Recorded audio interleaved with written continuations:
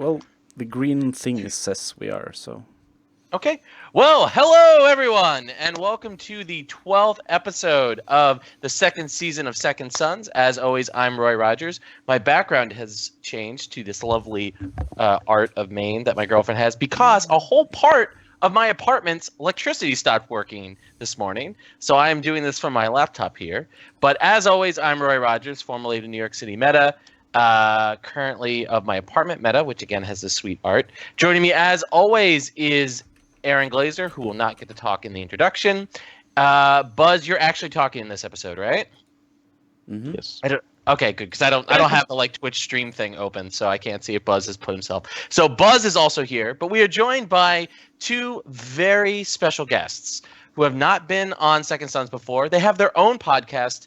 Is it The Wars to Come or is it Wars to Come? The Wars to Come.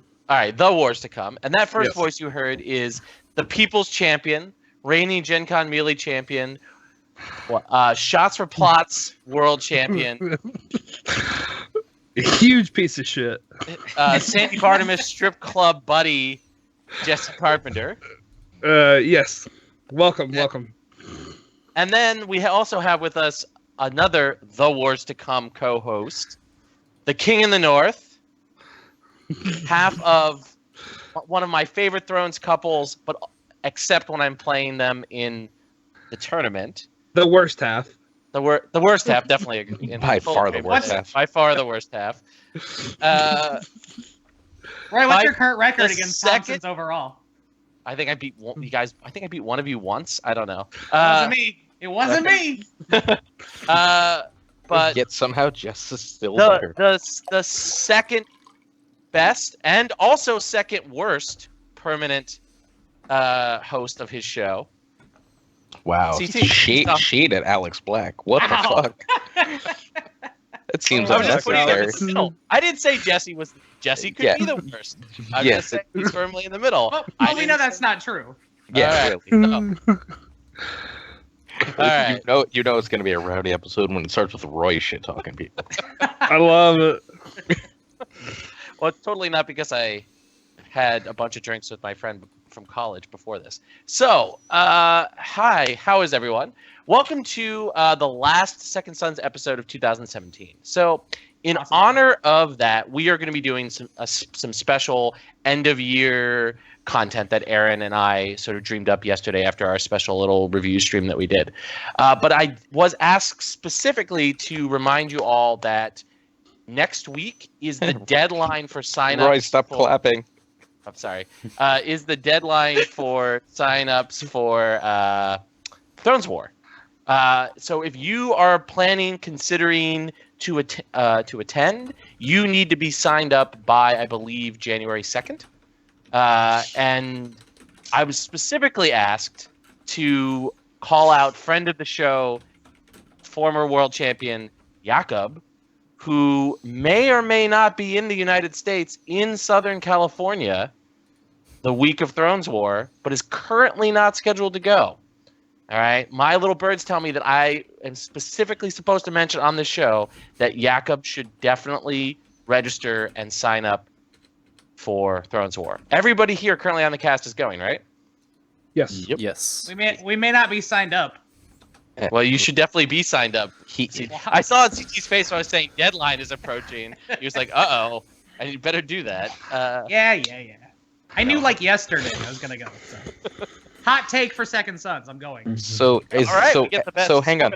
All of the Wars to Come and all of Second Sons are going. Yes. Yes. That could be. I sense a it seems like- competition. Yeah, me too. Even though, after a couple of weeks of doing this, you'll be like, God, we hate Alex Black. We're just going to do this podcast. Fuck the Wars to Come. That's how that's going to work. This is how it's going to work. I still That's like gonna make it. Alex. That's gonna make it awkward if Alex drafts us first. I mean... That's Then the you- most Song of Ice and Fire things could be. But all right, so news is out of the way. It's a quiet holiday season. FFG doesn't really have any big announcements. The show is on hiatus. There's really nothing to talk about except the past, my favorite subject. So what we're going to be doing, Aaron and I came up with a list of what sort of things do we throw in this list, Aaron? It's basically nominations for all the different categories for Cards of the Year. things like Best by House, Best by Card Type, most underrated, most overrated, etc., for the year of 2017, since this will be the last episode of said year. And this stretches from what we believe was the first chapter pack released in 2017 to last chapter pack that came out right before the holiday, which is Journey to Old Town. So, Yes, and but that what was the first? All Men Are Fools, we believe, was the first one that was released in 2017. So, If it wasn't, if it wasn't, it's the entire third cycle plus the first 2 packs of the fourth cycle, and both deluxe boxes that were released in 2017 as well were in consideration. So it's a huge swath of cards that we went through. Who voted in this? All of the current people you see, all the lovely men you see on your screen here, plus the regular Second Sons hosts. So Sandy, Sid, Chris Schoenthal? No, both of the latter have not voted actually because they Have are not voted, slackers. actually, because they're slackers. So at least Sandy Barnabas did. But Johnny Wright did help out. Oh, Yeah. and Johnny Wright, because Johnny was originally because supposed to be on Johnny is the best SoCal player. Deal with All it. right. So the mad scientist of SoCal. All right. So the first category that Aaron and I have here is meta shakeup. So these were cards that the 5 that Aaron and I picked that we believe sort of shook the meta up, and these what ended up with the voting was in last place was Wheels Within Wheels. Tied for, I guess, third, fourth would be Slaver's Bay Port and Abandoned Stronghold. In second place was Valado Harris, and in first place was Flea Bottom. What do you guys think? I think Flea Bottom is going to be on this list a lot. Yeah. Bottom is dumb. Yeah, I mean, 6 people voted it as number 1 and 1 didn't. Hi, So- I didn't. I voted in last because I hate it. No, you didn't. Not. Oh, not in this area? One of them. I voted this in last. Okay. Anytime Who was the one Flea who voted it? Who was the one who didn't vote it? That would be me. I voted Do Harris as the bigger meta shake-upper. And Shaking Flea up. Bottom is 2. Yes. Okay. Everyone hear you. else except one put it at Do Harris second and Flea Bottom. What's it called? No, exactly. First? First. Oh, I see but what you did. there's one guy who voted Slaver's Bayport at second. And who I would did. that? I did. Why, Jesse? Because I like Daharis will always be at your like in your mind when you're building a deck or what you're choosing to bring, but in my play it really hasn't affected me much. I actually took a big guy deck last week because I wanted to see if it would affect me very much, and it really didn't. And I voted for Slaver's Bay Port just because I kind of did it in homage to all of the economy we got this cycle. I actually think Underground Vault is better than Slaver's Bay Port, and Fiefdom is better than both of them.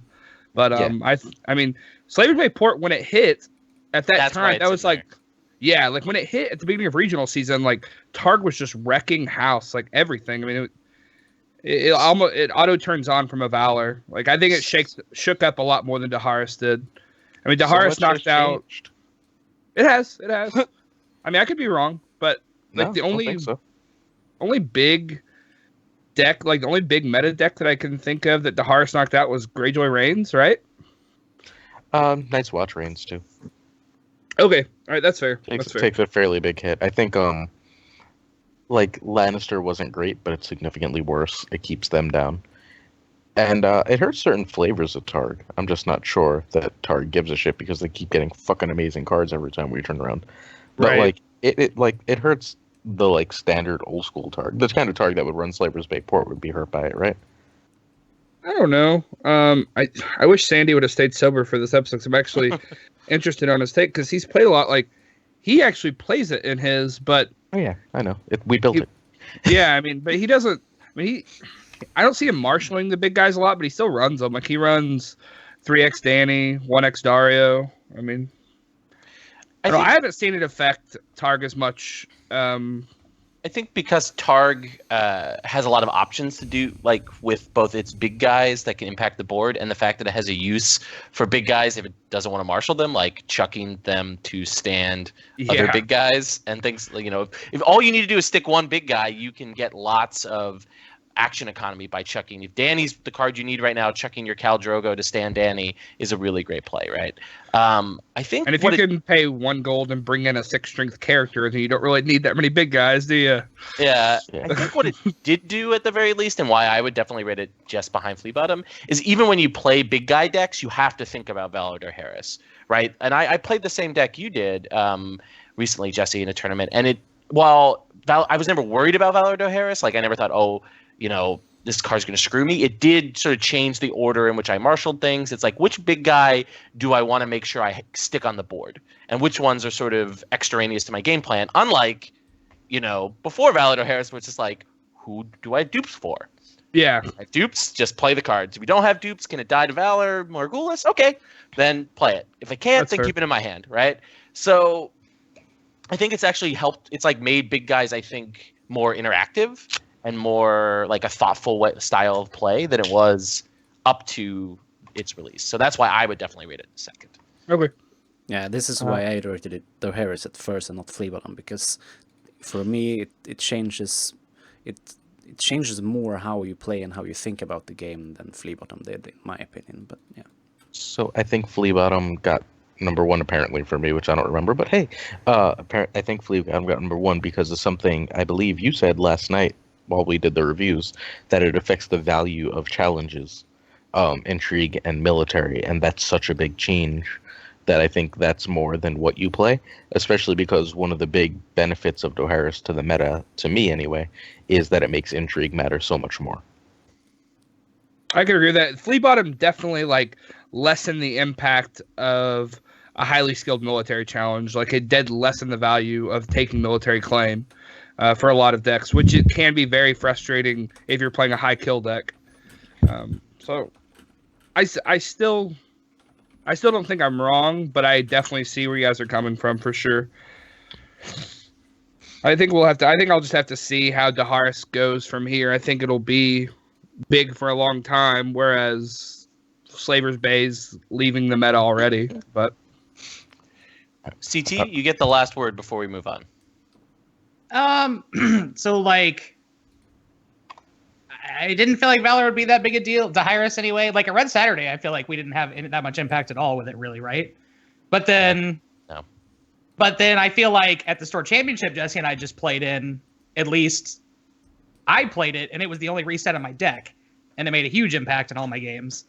So I feel like it's just kind of meta dependent, but sure, you know. I think Flea Bottom is just better for every deck, though, so it's probably better, right? But because like every deck can use Flea Bottom. Almost every deck. Rush probably doesn't really care. No, but like I felt like I specifically was building the Martell deck that I took. I built it around Doharis as my only reset. Yeah. So it's just different as far as the resets go, I think. But it's really cool when you play it, and then the Tyrell guy only has Mace Tyrell left. Yeah. That's a good Did feeling. this happen? I feel like this is something that happened. Maybe, Jesse. Why don't you elaborate? Although that's not what won me the game. Jesse Valor Morghulis himself is what won me the game. So I'm up like, I don't know. I'm up by a decent margin in power. And he first knows, so my Robar Royce goes away with a couple power on him. And I get to 14 because I have like Randall, and Mace has 10 power on him. And I have 2 Lord Brindley's rides. Like I get to 14, but I know turn 7 I have to Valor myself. So at the end of turn 6 I scoop, and CT's like, I don't run Valor, and I'm like, I do. So there's nothing I could do. But yeah, I mean Doharis hit, but I think I had played it decently enough that like I sat back on a copy of Renly. Like I didn't dupe him. So I just played one, let him go away, and then played him again. I saw your other Tyrell games, and it like they did not play towards that, and you fucked them up hard with Doharis. I expected you ran it, so I just like sat back on it.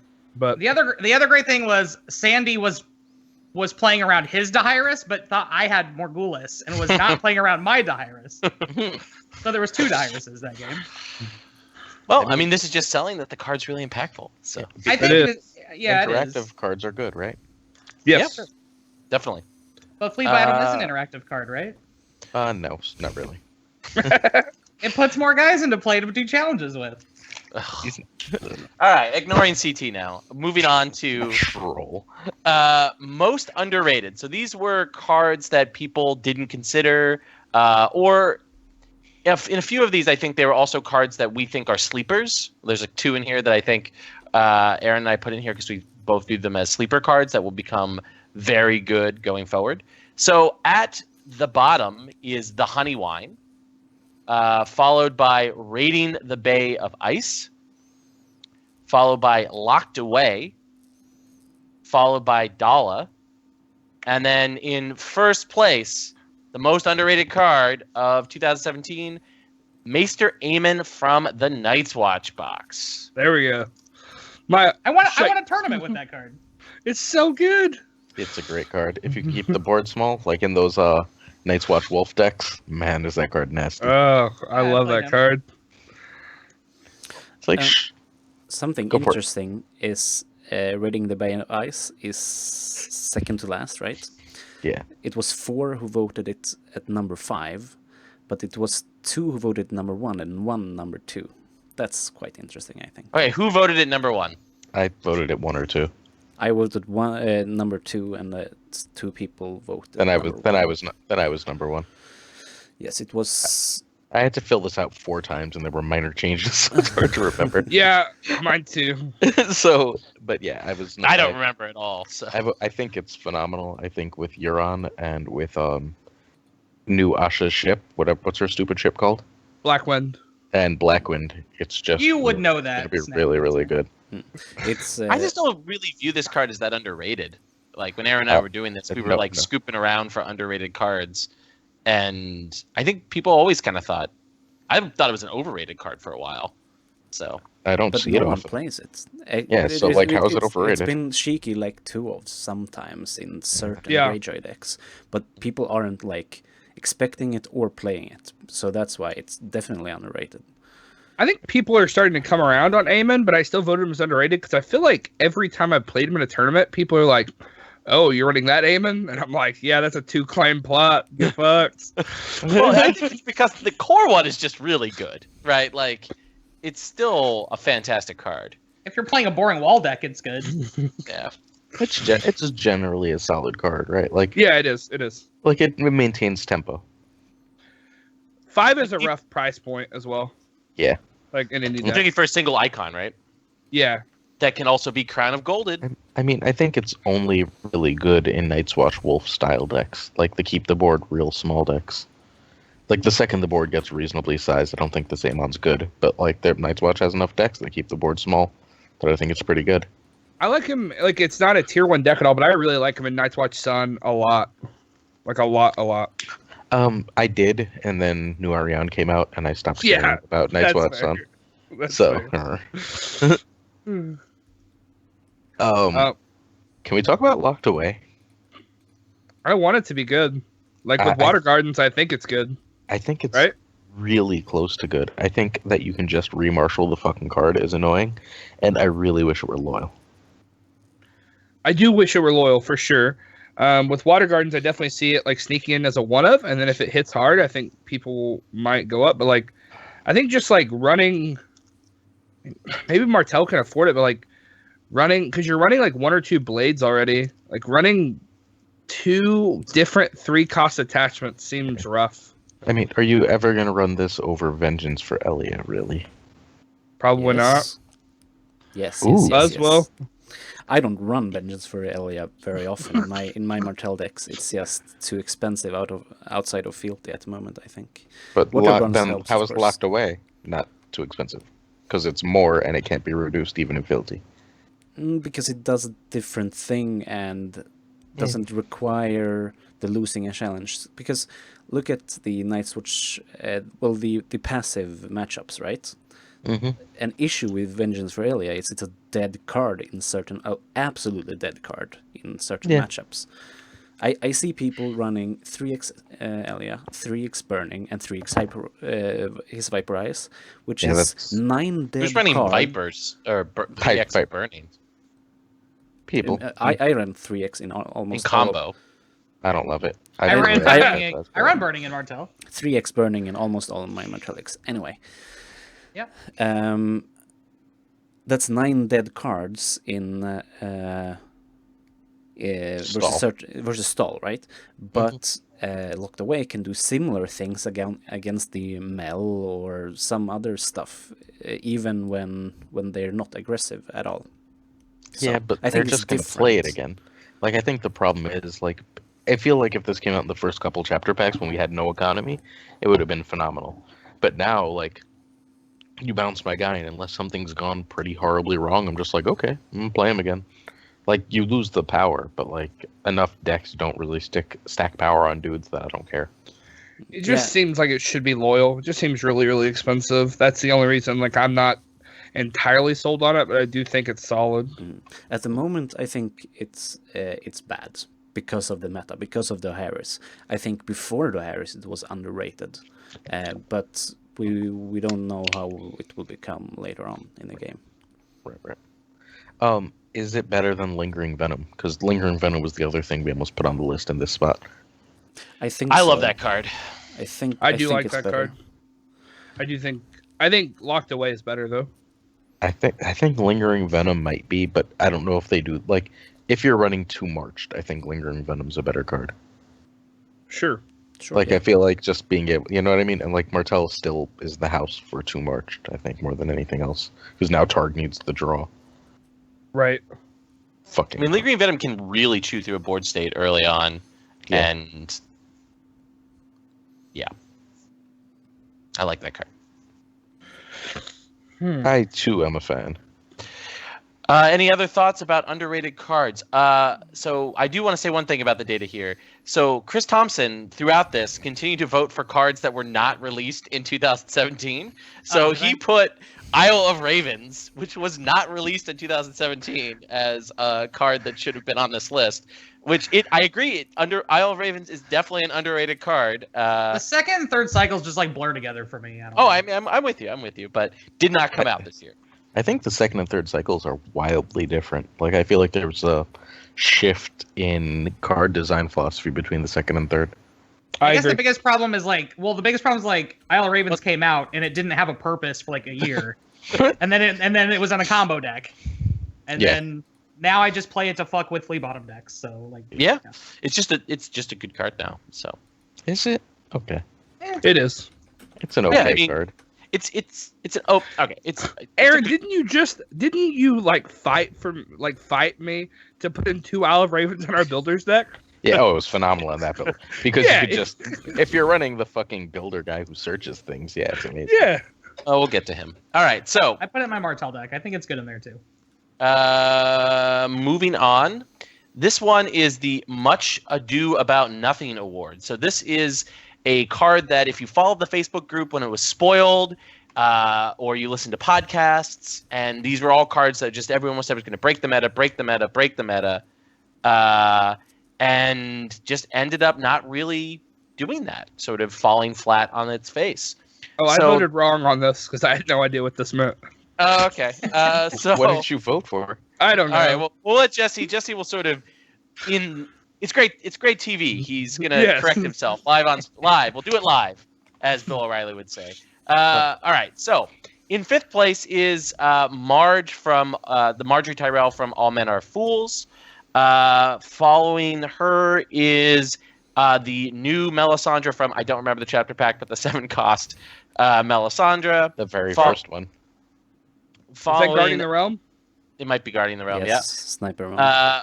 Words Are Wind falls into 3rd place. We have 6 cards for this category. Somewhere Sandy just got a shiver down his back. Nothing Burns Like the Cold. Then Alliance. And then Lay Siege being the most overrated card. Or a card that was most hyped and ended up not doing anything. So I don't think Nothing Burns Like the Cold belongs here. I still think it's really good.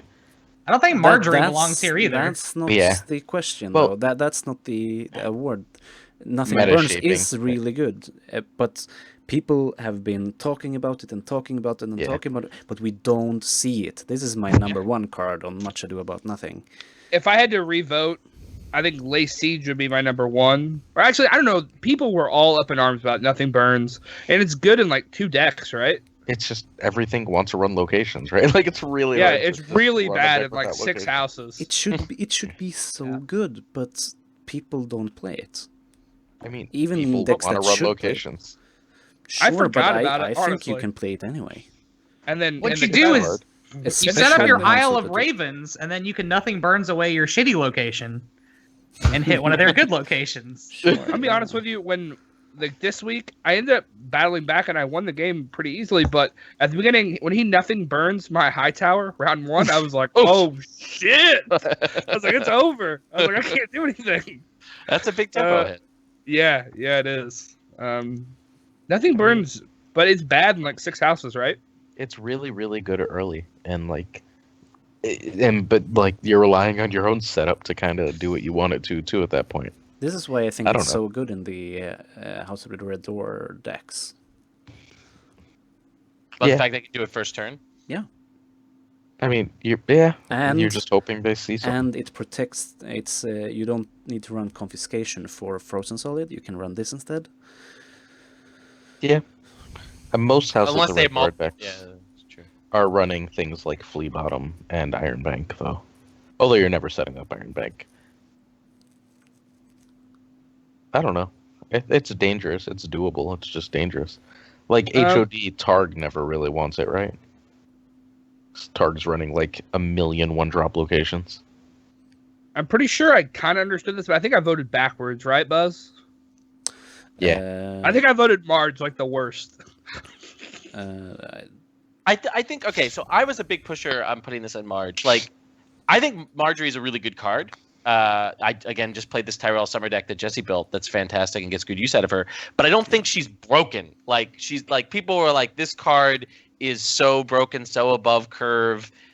Like this is gonna push Tyrell beyond, and just she didn't end up doing that. Like she made that splash initially when she first came out, but still like, people were like, yeah, she's fine. People definitely overreacted on Mel, but I still think you stuck her on a list with a bunch of other cards that are significantly worse than she is. That's Wait, true. then Marge, I think Mel sucks. You I think that I think she's a lot worse. I don't think this Mel is good in the current meta. Like maybe like one day, but like in the meta, there's just too much Dom shit around, and she's too hard to keep on the board to really be good. The only Mel's not a reason- Mel issue; it's a Barra issue, right? Like Yes. if Barra I didn't, think so. if, I mean, if She's- Barra I think didn't Mel- suck, She's so I think Mel's phenomenal. a good card. I think Mel's a really good. Like hand knowledge is unbelievable in the hands of a good player.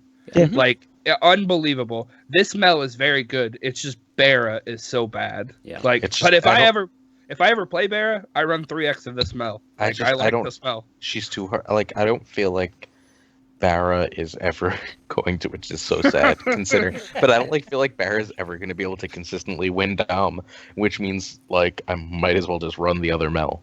well, but they're getting a box, right? You guys spoiled that. Oh yeah, That's right. true. Yeah, that's right. The Barra, I would think though, if in that Barra box, that maybe one of the strategies that Danny's going to try to do is print yet another Melisandre to flush out Wait, Barra what? thieves. Is this a joke? Have I been dead to the world? Are we really getting a Barra box? Is this fake? No. yeah, Yes. Listen to this the is white- 100% real. God damn it! I was like, I don't think I've been this dead. Like, all Which right. house needs it the most? Barra. Which house does not get it? Barra. Okay, great. Let's go. I mean, we're down to 3 houses. They got Yeah. pretty solid odds. The Like next as long as one's gonna fucking be Targ Targ. doesn't get it right. next Let's one's And go. Stark needs Get it another right. one. But Yeah. the other issue, like, the o- Lanny needs another one. Holy shit, the cards. We'll get there. Let's wait.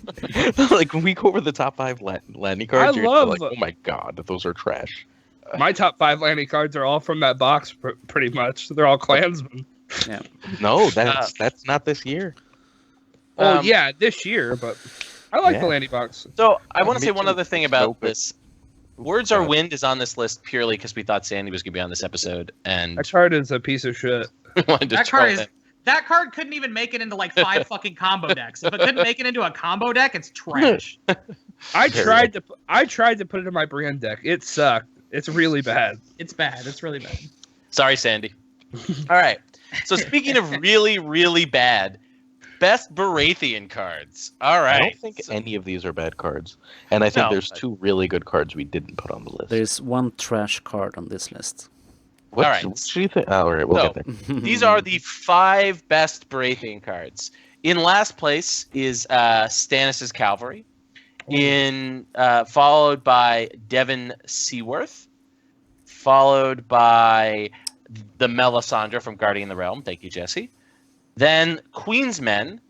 And then finally, the best Barra card is Traitor to the Crown. It is So clear the- to me that you are not Lenny No Agenda players from first edition or Barra players from second edition. So I feel like no. I haven't- assume I hate Buzz Barra. wants that. He wants Save the Kingdom.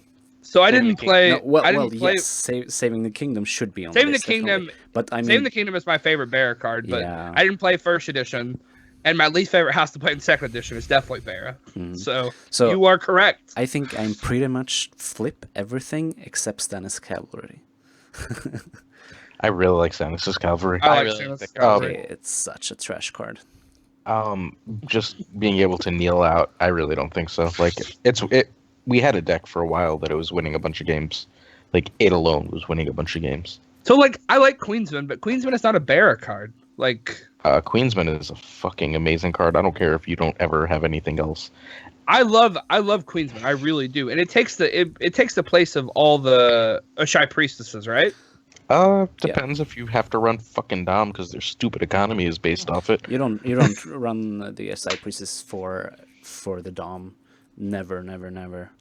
It's just there Yes. for the roller thingy, and you don't have anything better.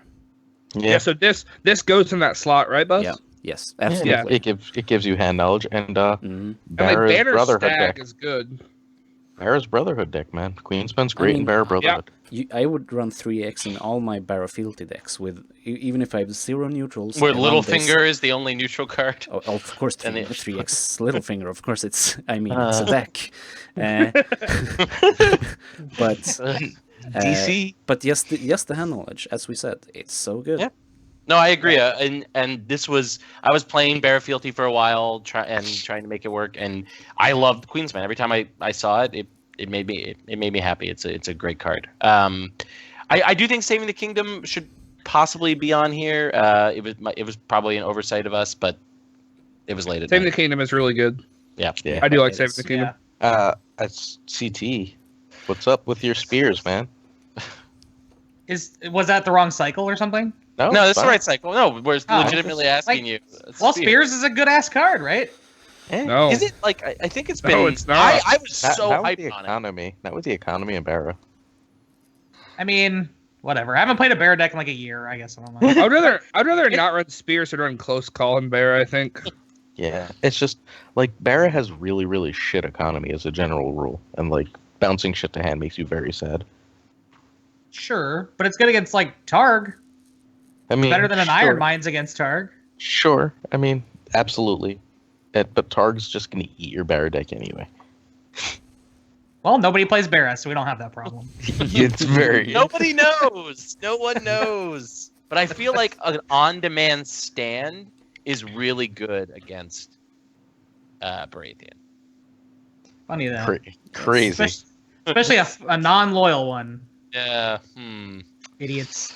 Do we want to talk more about Baratheon, or do we want to move on to another faction? We should at I'm- least mention the number one fucking card.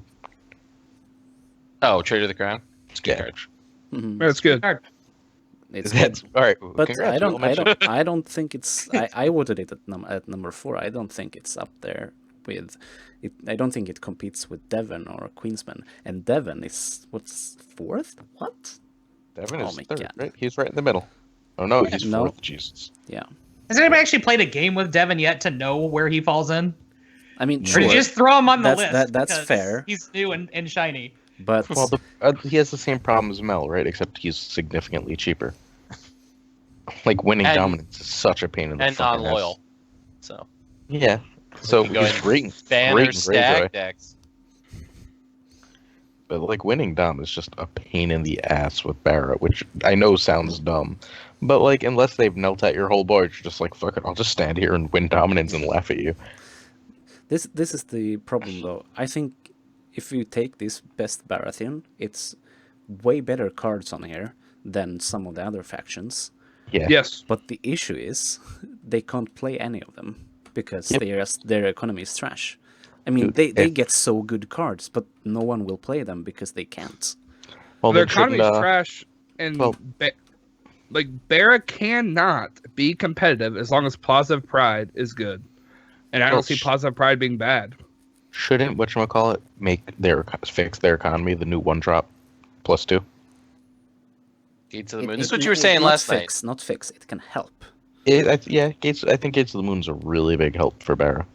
Could be. I mean, I still think the on-demand stand of Targ is probably too much for it to matter. But hey, if you're building Barra decks, stick Gates of the Moon in there, guys. On the other hand, a Barra hand destruction deck could punish the Targ that tries to use Consuming Flames and Plaza coming up. I mean, if you run 3x Sealing Flames and 3x Queensman, possibly out of Stag, to be sure, but I think it can punish Targ quite handily, even if they play Plaza. I hear somebody here won a tournament playing a Banner Stag hand destruction deck. Do you think that that's Well, the a problem there valid is strategy? that was a Martell deck. Right, well, Aaron, This but it was piece funny, of Aaron shit cards ran were 3x Motley. right? I love I love Motley. Yeah, so does Renly. He loved it. It was great. So did the Randall that I put it on against some other Tyrell player who actually gave me 3 cards in one challenge phase just so he could go. Oh my god. Oh, Motley's so good. Yeah, was I'm frustrating. so excited that hand size matters. I think that's my favorite thing in the game right now. Except because of Flea Bottom, it doesn't really. I mean, He does if you shuffle those cards back in. It Sure, does. yeah. I It think does, hand and it size doesn't. matters for every faction but one, and it's called Targaryen. Yeah. It's just that Targaryen has 3 amazing fucking flea bottom targets. 4 amazing flea bottom targets. 5, 6, 7 Well, amazing flea all of bottom the targets. Drakes, Jorah, the Save Guy, Strong Bellas, the Second Sons, the Freedmen, the Stormcrows, The handmaiden that stands lords. yes, Eerie. etc. I mean, Quaith of the Shadow. yes, Yeah. sure. It's dumb. So what are we like 10 cards now? Yeah, Or like a third of a deck of a. I feel like they didn't think that, and that's like the whole bottom of their curve. I feel like they just didn't think flea bottom through with Torg. I feel like they just didn't think Flea Bottom through. We good to move on to the next faction? We Yes. are. Talking Let's about talk Brandon about anymore. my favorite faction. All right. So House Martell. All right. So the Oh, you fifth motherfuckers! best You're card wrong. of 2017 is Water Gardens, followed by Bastard of God's Grace, followed by New Arion, the Arion who came out in the Journey to Old Town, Secret Schemes, and then the best Martell card of 2017 is Dornish Spy. Just to be Wrong. clear, All right. Wait. Dornish Spy is the 3-drop that takes an icon of your choice when it enters play.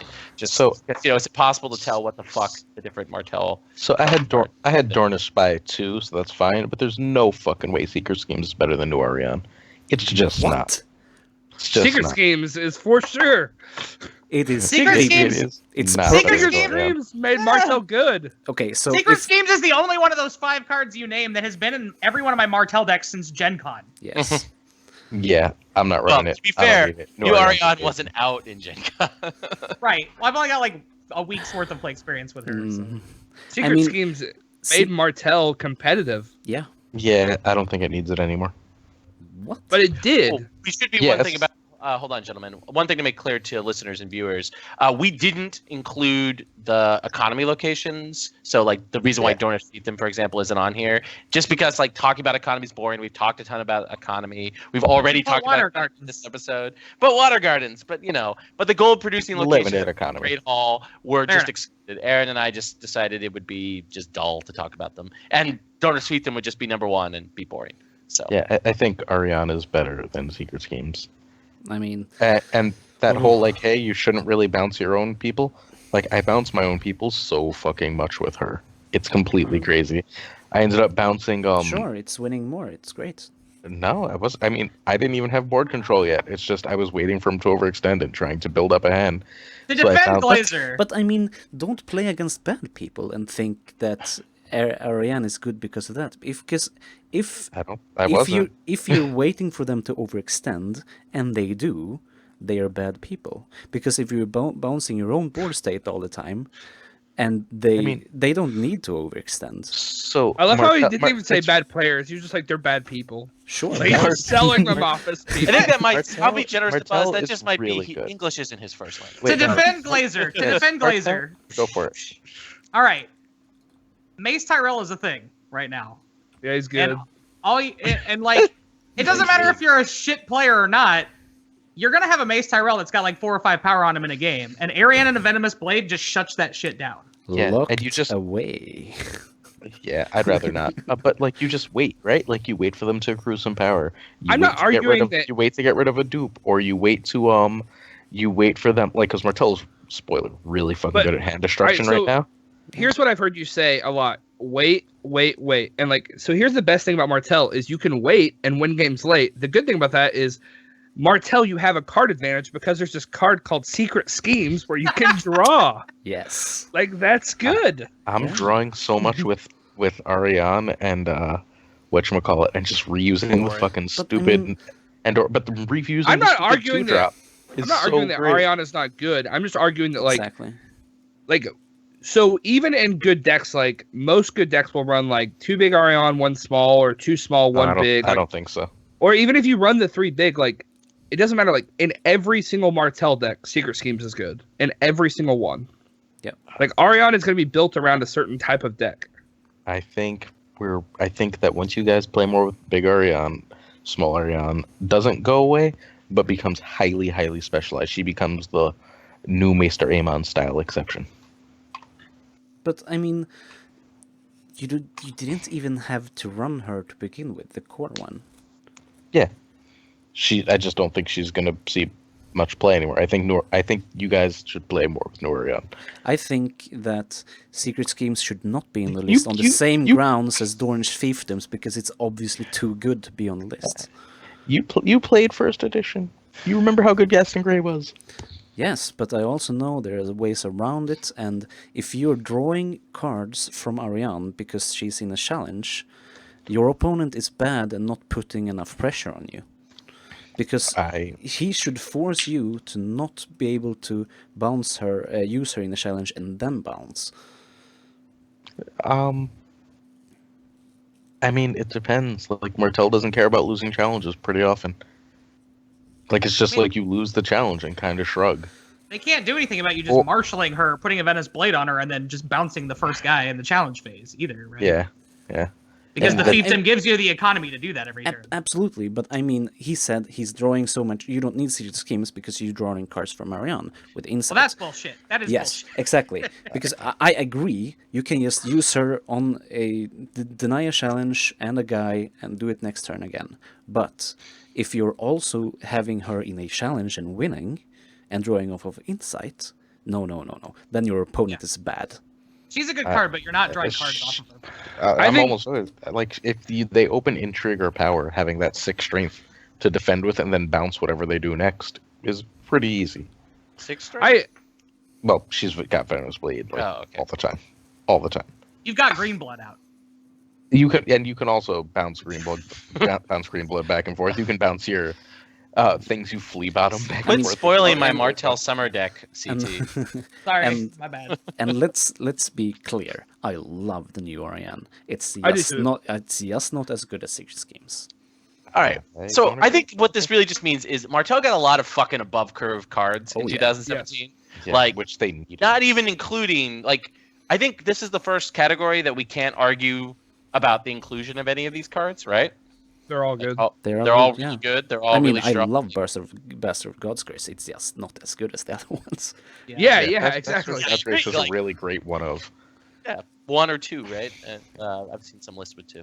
Were you going to talk about number 1 at all, or just go, yep, it's good again? Secret Schemes is good. You draw No, cards. that Secret Schemes is not Actually- number 1. Yeah, that's the weird part. Even before Aaron is advocating for Ariane being number 1, Dornish Spy is actually gathering the most points. And Oh, those people are wrong. No, I think Dornish Spy's... Like, I can't imagine building a deck without Dornish Spy. Dornish it's- Spy was my number 2. yeah, me too. It's was my number two, too, but but there's number 2 2. people who voted in number 1. Not me. Aaron? Nope, I voted at number No. 2. Ariane was number 1. CT? I might have Johnny. said number I guess one. Johnny's one of them. Johnny Right? probably one of them, and he's. I mean, you should be I- able to I- trust him for. I probably put it in number 1, but I would revoke that if Flea Bottom wasn't a thing. But it is. But it It is a is. thing, so it's number It is 1. a thing, yeah. I mean, Dornish Spy is a really fucking good card, right? I mean, 7. remember that New Ariane plus Dornish Spy is the exact same gold cost as New Ariane and, well, I guess it's one more than New Ariane and Venomous. So being able to take that icon every turn is pretty awesome too. Yeah, I mean, Martell got a lot of really good cards, and I think Martell wasn't in a very good spot going into 2017, and is sort of coming up, one of the top 4 factions? And we'll get to. Yeah, it's very good. So, You know, it's very good. It was and it's top just going to 4. get better, right? Because it's getting Yep. a box with some pretty broken ass cards like that. It's Dorn, right? Is the 4-drop that was spoiled? Yeah. The 4 Yeah. location. The one that you're going to run 3 of forever, like Highgarden? Yeah, that one. All right. So moving on from Martell, we go to Targaryen, best Targaryen of 2017. So Flea the, Bottom. the lowest ranked. These have to actually be red cards, black cards. Wow, number 1 has There. 30 more points than number 2. All right. So Consuming Flames is in the bottom spot, followed by a tie between Quotho and Astapor, with the next one being, surprise, surprise, our namesake, Second Sons. And then the winner is, by I think almost everyone, They got Rank one except second one. place. It wasn't except one me. person, and it wasn't me, would be Plaza of Pride. Plaza Pride. It's in the running for best location in the game, right? Yes. Best card in the game? Not without Flea Bottom. So Flea Bottom's clearly better. Like, then- It's wins almost the- like Flea Bottom just keeps doing this to cards. It's Yeah. crazy.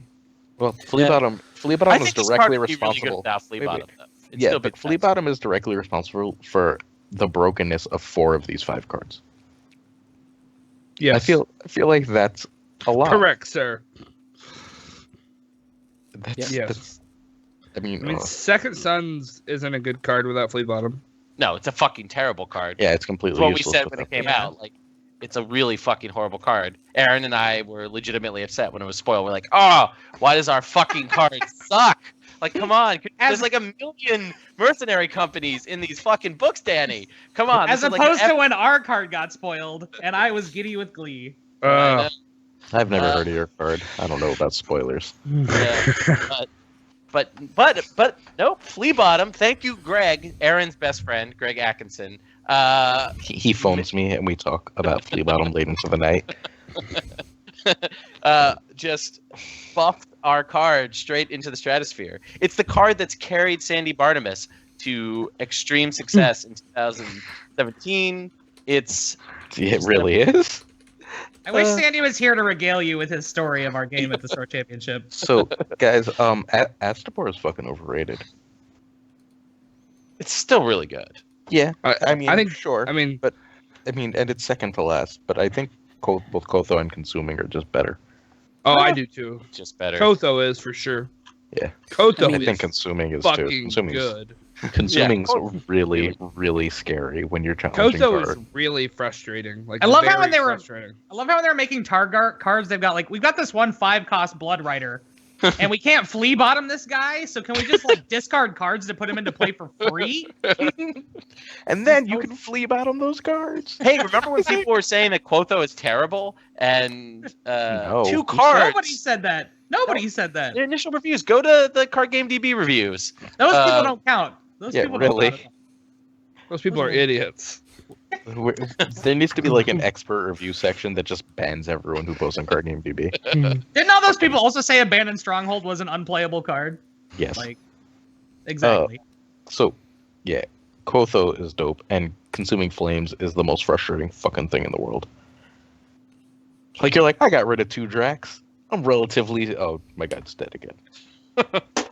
I feel like Consuming Flames didn't have a big impact at our event last It- week. Are you shitting me? Did it not? Consuming I don't know. Flames Sandy, wrecked my face. Sandy and Jess both just kept bitching about how like they didn't want to discard cards for it ever. Now, I don't know, that doesn't mean that they didn't just discard cards and fucking kill some important character, but they were really complaining about that cost. So It I don't cleared know. my board earlier today. It's like, well, I have to defend this Milo. Fuck.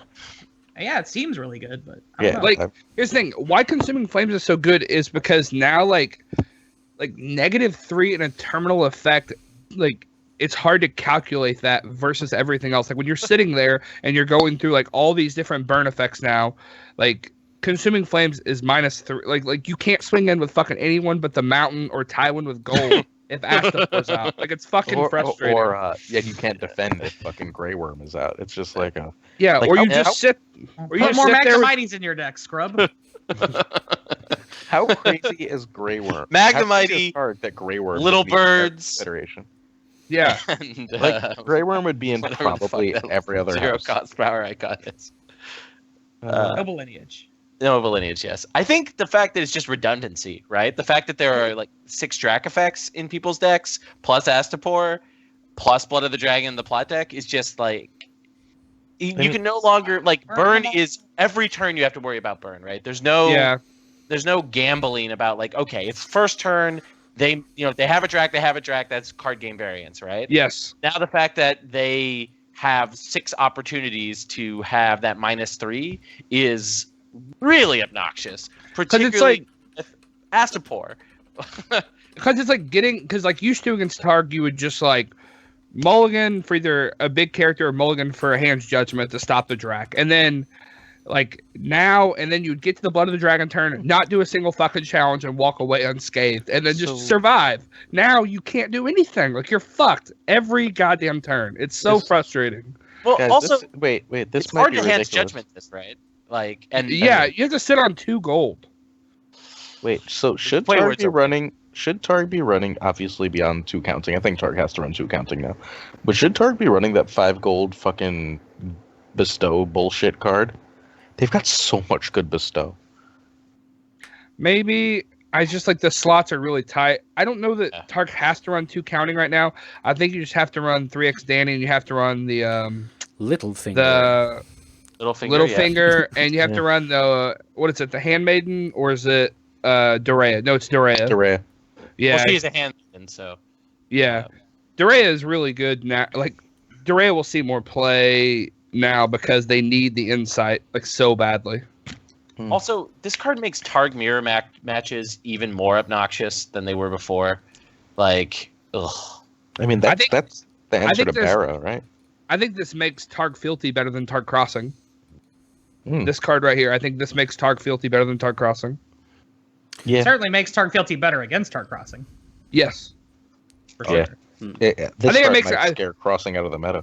I just think it makes it more. I think just Fealty's a lot more consistent than Crossing now. Even Yeah, though I I like Crossing a lot more. I mean, if there's a ton of burn everywhere, that -1 that for that first challenge is really fucking bad news. Yeah. I think the fact that most of us rated this, or many of us rated this very low, just shows how fucking good the other 4 cards here are, though, right? I think Targ is yet another faction that comes out. I think just straight up, Targ is the best faction in 2017. Yeah, Targ Yeah, has like yeah. 7. Targ has like 6 or 7 cards we didn't include that are all fucking busted. Hmm.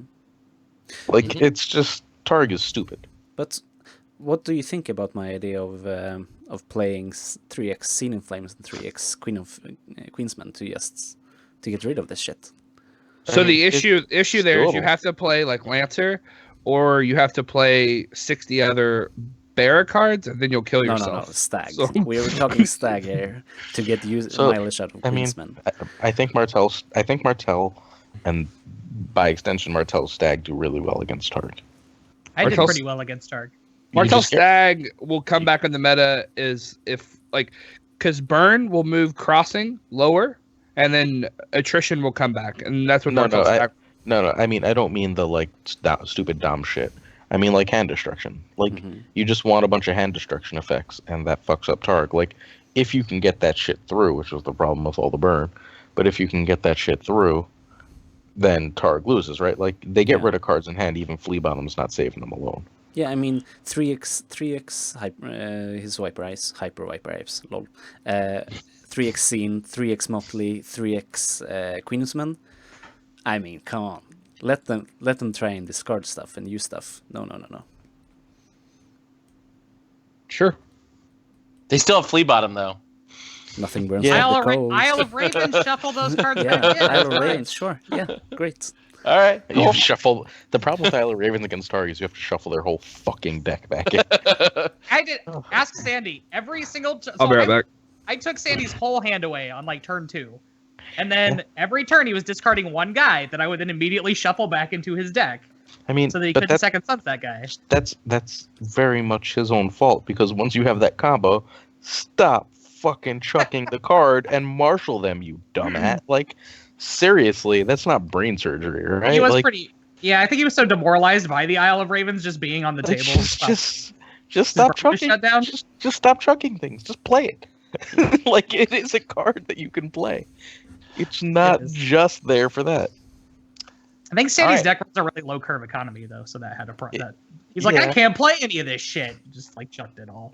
I mean, All right. I think we should take a quick break because I'm going to get another beer.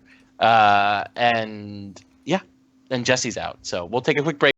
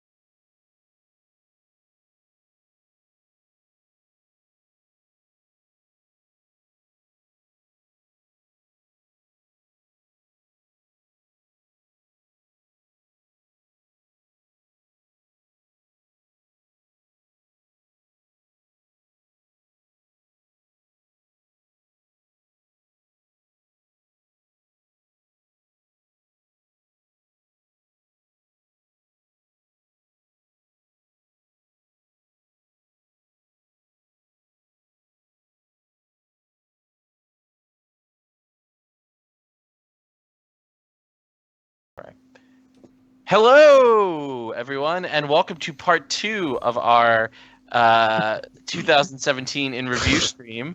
Woo! This is again for those of you just tuning in, Trey, you 12th shamed episode Roy into changing his sweater. 12th episode of the second season of Second Sons. And we are moving on from Targaryen to Greyjoy. I know Greyjoy has a place in the heart of at least a couple of the hosts tonight. All right, so Greyjoy, the lowest ranked of our top 5 cards is Salt Wife. Then Triss Botley, followed by Acolyte of the Waves, I believe is the term, is the full title of that card. We just have Acolyte written. And then Naga's Ribs is in second place, and the best card for Greyjoy for 2017 is Lol Theon. I think Ribs is better. Ribs Maybe is better. Theon. Consuming Flames kills all 4 of those other cards. Yep, exactly. Fuck those other 4 cards. Well, you want one of them to die. Theon, not so much. That's But true. you do yeah. want the Acolyte of the Waves to die. There may not be anyone who hates Consuming Flames more than Little Theon, right? Yeah, Yeah. and Ward. And Ward. Yeah, Ward is real bad for him. Ward So is, so is all the Night's Watch Steel. oh yeah. They're just like, thanks. Guarding the Realm, like Recruiter. So- I just got a little hard thinking about stealing Little Theon. So here's why I Bruh. think Little Theon is still that good, because we He's have really- just talked about tons of answers for him, and people still play him because he can just wreck shit. Like, I mean, he's my favorite in a Greyjoy Dragon deck. Like, I really love him in Greyjoy Dragon a lot. Theon? But yes. So legitimately, and Jesse, I love you. Just stop running more than one of him. Don't talk to me that way. Like he's a fine one of Jesse. I'm sorry, He's but a like fine love him. I've trio. told him this. I've told him this for not months. not with Targ everywhere, man. Does not Like before matter. Targ was everywhere, it absolutely matters. I mean, But I So Ed in my Greyjoy, Ed draws defense, bad. when's the last time I took Greyjoy to a tournament? Like, In I Jesse's understand. defense, Fair. I understand that Greyjoy. I understand that Greyjoy is I mean, bad. in Melee Targ card, is in good. Melee, Lol Theon is Redonky Donk. Yes. in Jesse's defense, he runs 2 close call in his Greyjoy decks. No, I don't. I don't run that garbage card. I run Ghost of Harrenhal like a real person. All right. Like, I mean, not every deck you're going to play is Targaryen, right? We're not quite at that point, right? But, I mean, the fact But that... Martell kills him too. Yeah. They just put a card down. He's dead. Yeah, he's just That's too But good sometimes houses. all you need is Targ- Theon Targ on the Martell first and- turn to we do not sow a whole bunch of bullshit away and I mean, fuck up Martell's tempo. And then, you you know what? get Oh, Venomous fucked up. played him on the second turn. He already fucked you. You know what? You know what he's also good with? Besieged. He is really good with Besieged, He is actually. really If funny. you swing at me That's with such a Theon funny and you blow up my Isle of Ravens on the first turn, I would probably kill myself. Yeah. Like, All right, Theon's everyone fine. knows the play now. All Greyjoy players. So first off, you should know. First off, the important thing to understand is what Jeff's life insurance policy Roy, stop on fucking season. clapping. I love it. Keep clapping. It makes That's me just how I excited. talk. But I can still just kill Theon in the marshalling phase if you played him first turn. Okay, but the argument we're talking about is not whether or not you can kill him with these 2 other houses. Is he the best Greyjoy card printed in 2017? Nope, the ribs. And I think he is. I still think Ribs? he's second. I just think the ribs are better. Ribs create a whole deck type. Ribs is No. Ribs is fine. Ribs is still Ribs not is as all good as that Old Wick, but it's fine. Like, I like guess- knockout Ribs. But Theon goes in every Greyjoy deck, I guess. So Yes. you've got a point. He's very versatile and he's good. Yeah. And Acolyte And goes in Acolyte- every Greyjoy Yes. deck. Ribs is maybe third. I think that's how I voted them. Yeah, I think so too. Yeah. Old Wick Acolyte is just really- Lions of Casterly, so it cannot be on the list.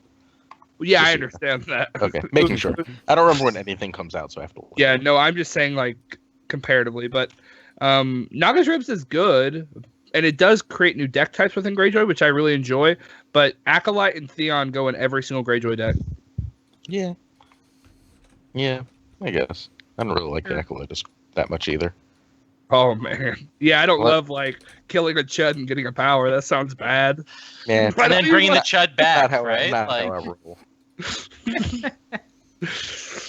Oh, uh, And then what was 4 and 5?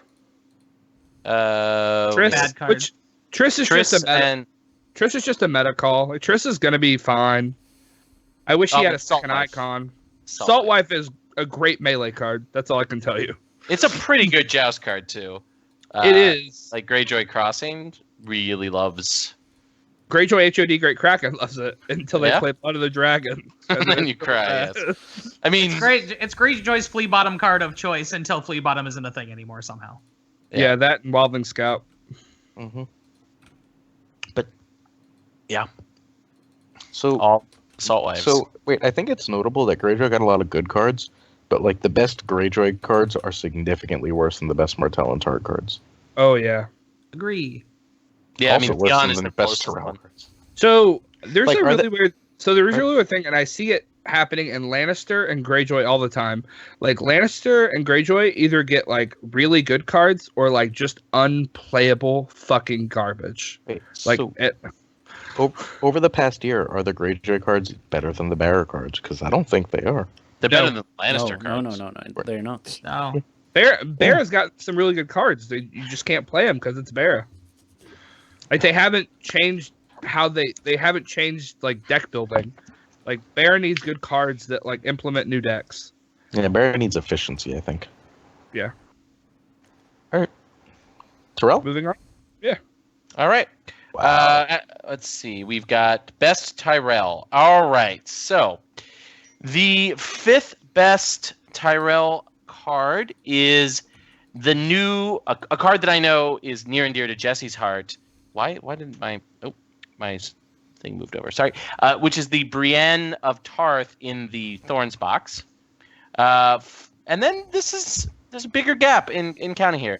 Then the new Queen of Thorns from the Tyrell box. Then Lord Renly's Ride, High Tower, and then the best Tyrell card of 2017 is Mace Tyrell, the daddy of them all. So, the High Garden Courtier, Oathkeeper, and the little what's the one that stands shit? That's High Garden Courtier. I think you're talking which is about the one that Emissary. draws card. Yeah, the High Garden Emissary, the Emissary High and the High Tower. Garden. Yeah, Old but Town Informer or Old Town Informer. yeah. So like any of those could have easily been on this list, right? Yes. Like Tyrell's box is just stupid efficient. You don't see it- They you got don't see- efficient shit besides. You don't see Tyrell box. I mean, you don't see Tyrell decks not running at least 2x of Old Town Informers. Like it just draws everything. Like it's amazing. Yeah, Especially now with Mace. Oh my god. Is Mace Yeah. better than Hightower? Because I kind of like Yes. Hightower more. I like I have Hightower Hightower more. 1. I have Hightower 1 and Mace. Well, So if I like- add my if if I I like- add my 2 options, I have him 4th after Oathkeeper and Courtier. So I in my think- Tyrell I think Summer we'll deck, trade I it. run building orders over summons. So yes, I like Hightower more. Yeah. But I think Mace is more impactful. But Hightower, like people are not like jumping on board with Hightower, and I don't it's understand just it. it's You just such have to amazing get like tempo. once. You just have to do that. It's just ridiculous. The card and the gold, and then Yes. when you get the Mace combo going, you're just like, oh, this feels like cheating. It's like Yes. it's just like, oh, I get a card. Oh, I have 1 card in my hand. Well, now suddenly I have 3. Yes. It's just- three. and I It's get 3 to roll that. cards. One of which actually didn't make the list. Because like it's Mace and it's Hightower and it's Old Town. It is Yeah. actually those 3 cards. Which Old Town you didn't put on the list, but I don't like nobody- Old Town that much. I I do. I didn't like it until 2 days ago, but now I really like it. So why do you like it so much? We'll find out Saturday at Booker's Christmas tournament if I like it or not. But So it's just I mean Come on, if you Booker build doesn't watch this show, Brad might, but Booker if you doesn't. build well I mean if you build, okay so you just build a 40 card character deck and a 20 location deck, right? And then you hit almost every time. It's passive power gain and it's card draw. What if the painted table drew you a card? I hate how much would passive people power bitch games about it? so much. Right. But that's what Old Town is. Like it's like what was the first edition deck that always put a start guy in? Oh, HOD Gates of Winterfell. It's that, except you're just guaranteeing a power and a card every turn, which is disgusting. Still, like Don't you like trying to make the exact same deck with Gates of Winterfell? No, the Old Town HOD with 59 cards of characters. You could. It's just like I wanted to use all the fucking names. The 4-cost Tyrell location too. High Tower. Yeah. Sure, yeah. The passive power gain is faster if you play those 2 cards with Old. I think the Tyrell locations are too good to run more characters than that. Right. Like 40 was my hard limit, and then the 20 best Tyrell locations. Mm-hmm. It seems pretty good. I don't know. We'll see. I have to get off my Martell hand destruction kick and actually try. Is this HRD though, or is this just summer or HRD Old Town? Bitterbridge. Ooh, spicier. Jesse gave me a lot of pretty good ideas from his deck, and then so it's like a conglomeration of like Jesse's deck and like all the stupid British. Look at my banter bridge decks. Like there's something there if we just throw those 2 things together, right? Bamford was talking about how Bitterbridge will become a legit deck as soon as HRD is in the wild. So I look forward to seeing what the British Star Championship season looks like. I agree. So. I think it might be there. Because then you just hope to draw Old Town and set it up. Like I hope Harris eats it. So that's what I've been trying to figure out all week, and it's pretty resilient to every reset. I mean, when you just put characters into play every turn for free. So, I mean, CT, I'll tell you what I'm bringing this weekend. Like, does it beat Klansman with 3 resets? Like both Valors and First Snow? Yes, it might that, but like only you think that deck is a thing. Oh my god, it's so good. Disagree. I agree with Jesse. So it's good. It's not so good. Aaron, don't be mean. We like it. I definitely like it. Well, luckily, Jesse, you'll be here tomorrow, so neither one of us will make a bad decision as long as we have time to play test a few games. Right? Yeah, I'm worried about this 6-person tournament at Booker's house. Look, it's the most prestigious tournament in Booker's house. Right? In Booker's house. Yeah. In Booker's town, maybe. Even. Sandy's not going anymore. Yeah, I know. He's staying to drink with us. Good. It was a 5-person tournament then? Apparently Ohio has players. Some more people than I thought like Booker, but okay. All right. So, best... is there anything we want to add before we move on to... Yeah, I would have High Garden Court 8-3. Tyrell is the new Bara. Yeah. Just put cards down and gain power, and everyone's miserable. I mean, Tyrell reminds me a lot of First Edition Stark. And, like, they've totally replaced Second Edition Lannister. Like, everything Lannister has been trying to do in Second Edition, Tyrell just now does better. Yeah. I'm really excited for someone to figure out, like I messed around with it, and it's good, but it's not as good as other Tyrell builds, but like a 3x Queen of Thorns, 3x Emissary, like running like 25 events, you know? You know me, I've been I so might high on Queen of Thorns. have a deck, maybe. I feel like I need to message Buzz here. There we go. I've been so high on Queen of Thorns ever since the box drop, and then I remember the Consuming Flames just kills that bitch. So now I'm like super depressed.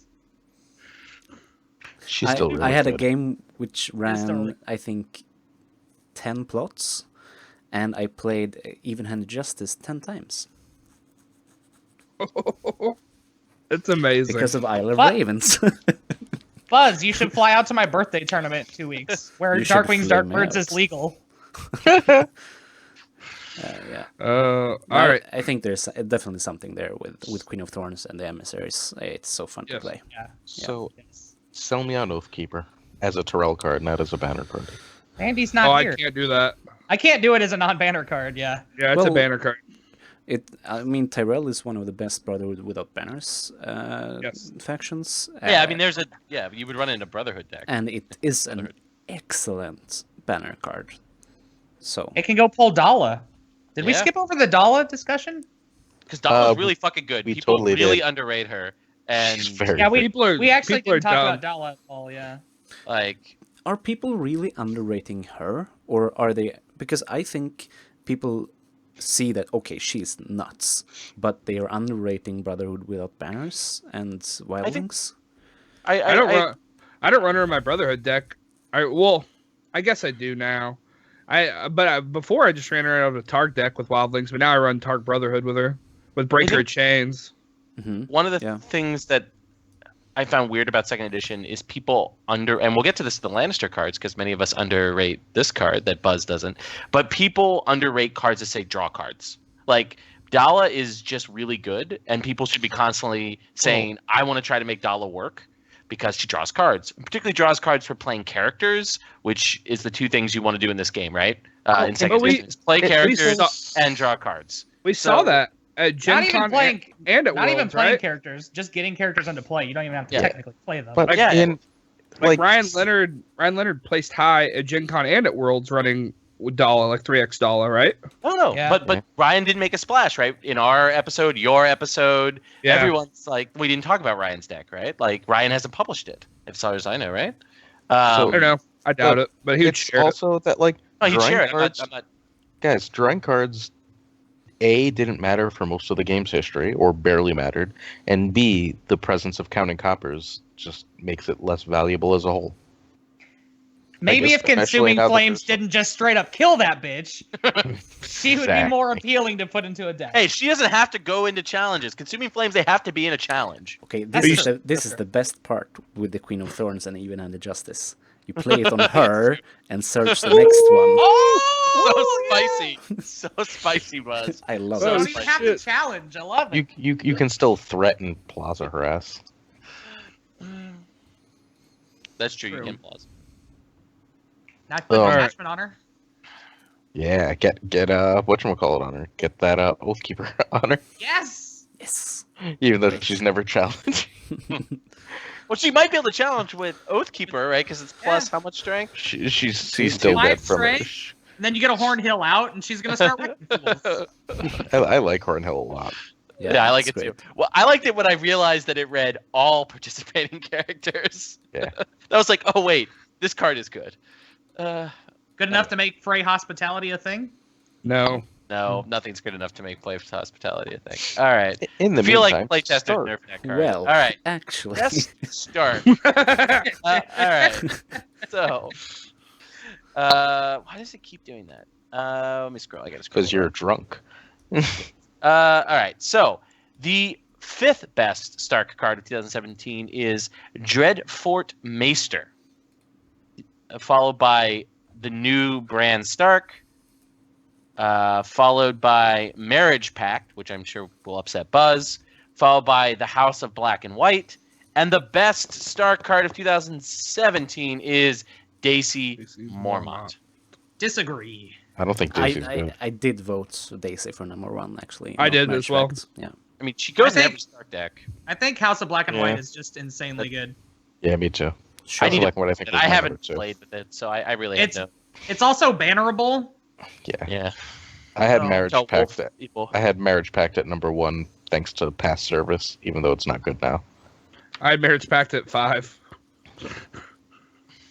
It was No, you good. didn't. Oh, I didn't? No, no one. What did I had have it at number 5? I'm not sure, but zero You people probably voted had for number you 5. probably had Marriage Pact. Dreadfort Master at number 5. Yeah, I did. I did, Yeah. because it's a Lannister card. Yes. It's Well, I also mean, a good start. House of Black and White is kind House of a of Black Martell and card, White right? is. I think it's a Lannister card too. Yeah. It's a or Tyrell It's a card. Martell or a Lanny card. I don't think. Yeah, maybe Tyrell. Probably not. I don't think It's Tyrell just really like cares. it's just like oh, I've got a 15 strength Tywin for the challenge phase, and now I can just point click kill a guy of any size in the dominance phase. So it feels like a Lannister card. Wait. Def- Oh, House of Black and White. Yeah, it's a Does Lannister card. Tyrell care about banners anymore? Unless it's a combo deck? I feel like no one but Martell and maybe Lannister, because they're kind of gonna have to care about banners anymore. Unless they want the dominance package, right? Yeah, I don't think that's a real thing. Tyrell I has mean, their own Greyjoy, dominance man. package. They don't need dominance anymore. They They have just play cards and gain power. phase. Yeah. They just put guys into play during every phase of the game and gain a power and draw a card every single time. So Greyjoy was the worst so far. Stark is worse, right? Yes. Yes. Mhm. Stark, has Stark- definitely Stark not just gotten cards in a long time. Like I think Shafted. Black and White's better than Daisy. I just like the power of the effect. Yeah. I think Probably not going to be Stark Daisy's. that's ever triggering it, so. I think Daisy's a lot more versatile. Like I like Daisy a lot. Yeah. I don't really like Daisy. That's Like- because you don't like playing Start cards. I mean, Venomous. Unless they're Banner I- Wolf. I do. No, yeah, I like Banner Wolf. But like Venomous Blade is good. Yeah, Venomous Blade is sad.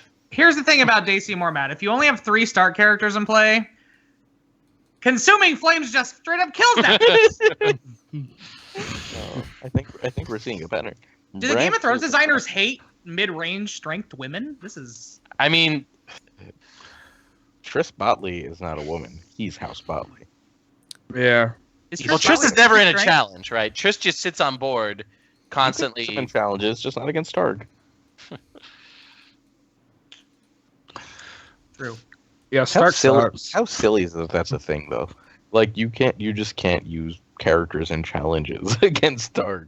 But- Like that shouldn't be That's how. not true. I don't- That's not true. Like I don't. Shitty ones. I mean, When I play Probably. Targ with Tyrell, like I don't touch my mace. Like my mace doesn't move. Yeah, Mace doesn't do anything.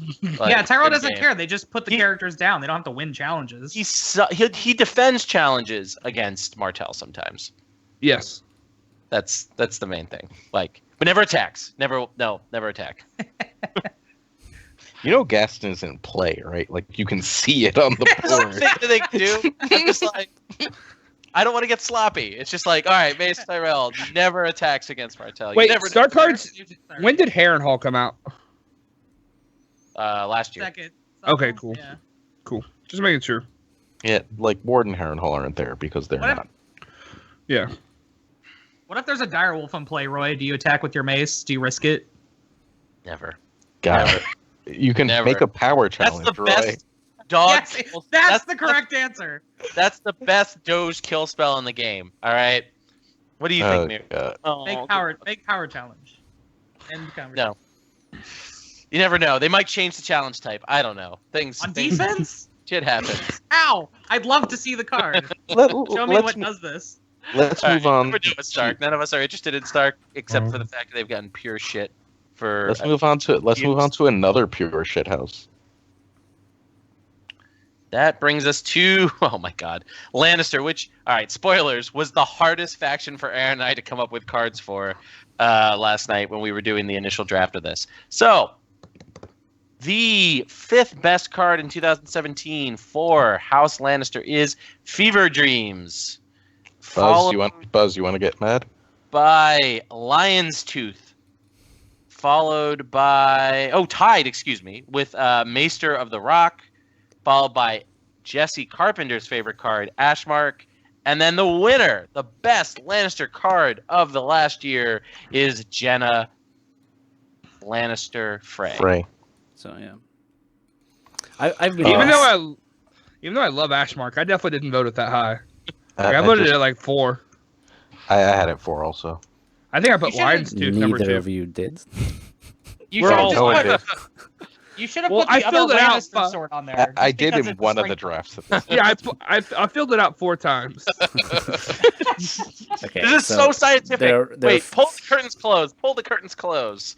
So, Buzz, I'm pretty sure you're the one Fever Dreams at number 1. Oh yeah. I mean, Fever Dreams was not on Aaron and I's initial draft here. So, Buzz, please explain to us why this is one of the top 5 Lannister cards. Lannister Needs Cards is an excellent and sorely underrated card. Lan is shit, which I quite like because it's my faction, and I'm a bit of a hipster when it comes to decks, it's so just- I don't want to play what's hot right now, but I will be feverish when I'm playing my next my next decks because it's gonna include Fever Dreams. I I just don't love think it. I don't think stuff stays on the board long enough. Yeah, that's so. I used to like the only Lannister deck I run anymore is Clansman, and I used to. You Landsman? And so Lannister. I used to run 1 or 2 X Fever Dreams, but I just felt like I was killing everything too fast. Like I didn't get use out of it. But Yeah, I and, feel like uh, my deck was too good to draw cards. no, but I've been like, I don't need no somewhat sticky recently. cards. I've been playing Lanny Conclave with Fever Dreams, and it has been very good. It has been very good because you don't kill anything unless you have Dreadfort Mace or House of Black and White. So, can I also just let you know that Lion's Tooth is amazing and Lion's stop Tooth sleeping on is it. very good. Like, Yes, stop sure. sleeping on it. It's so good. The two swords that came out in the last year are probably the 2 best Lannister cards because they make it harder to burn people. Ugh. right? Like, Like- yeah, it's just Lannister such. Like, I don't think any of these cards are great. Like, I think they top out at pretty good. They're better than Stark's Trash Fire, but they're still not as good as Vera. Lanny's best cards are Stark's best cards. Yeah. Which is the opposite of thematic, by the way. I disagree about Boxhound. CT likes Boxhound. I love I I Boxhound. love box sounds. Yeah, That's- this guy's got it right. That's cool. Run the other Hound, guys. Run 3 of the other Hound. Run 'em Just both! fucking Run them both! Both. because you both. can't run 6 copies of a unique. If you I would could, like- sure. I ran I'll 2 like the other Arianes on Hound. Saturday. I have no regrets. I like the other Hound a lot more when rotation hits. Oh yeah, that's Yep. the other consideration, right? The other Hound won't be with us forever. Yeah, I'll worry about that in 2 years. You'll worry about that when the game immediately dies when the first Yeah, Hound- exactly. Like, what are we really? That's our concern. I mean, if you're building a Lanny deck, then you're putting the old jumpy hounds. The but- good Hound. Yeah. You're putting that hound. If you're building a Lanny deck with no other consideration, but with the box hound, it's a silver bullet for a specific meta. Right Yeah, now, you have knights on the board always. Always, always, always, always, always, always, always. And it can Two protect- houses don't really play them, but just 2. They're crap. Martell's Yeah, not crap. Martell's definitely not crap. They Martell play runs, knights. What? hey, Martell runs like 3 knights. That's true enough. What about Targ? Targ Jorah's a has knight? Jorah, Jorah and Jorah, potentially sure. Selmy. Greyjoy doesn't run knights. they're crap. Nobody Oh. plays Greyjoy because Greyjoy sucks, Jesse. Yeah. Greyjoy and Greyjoy does not suck. You need to. Consuming Flame kills half their characters. If only that was true. Not Euron. I hate Greyjoy. Greyjoy's the most variancy bullshit. It's pretty- You guys don't even have swords that pump their guys, so you can protect them from burn spells. Come on. Anyway, I think box sound is extremely good in the right deck in the right meta. But if Yeah. if you don't keep anything of that in mind, then just build with the regular hound is great. I feel like everything Lannister wants to do for most of the last year is jumpy shit, and the other Hound is so good in anything that's jumpy.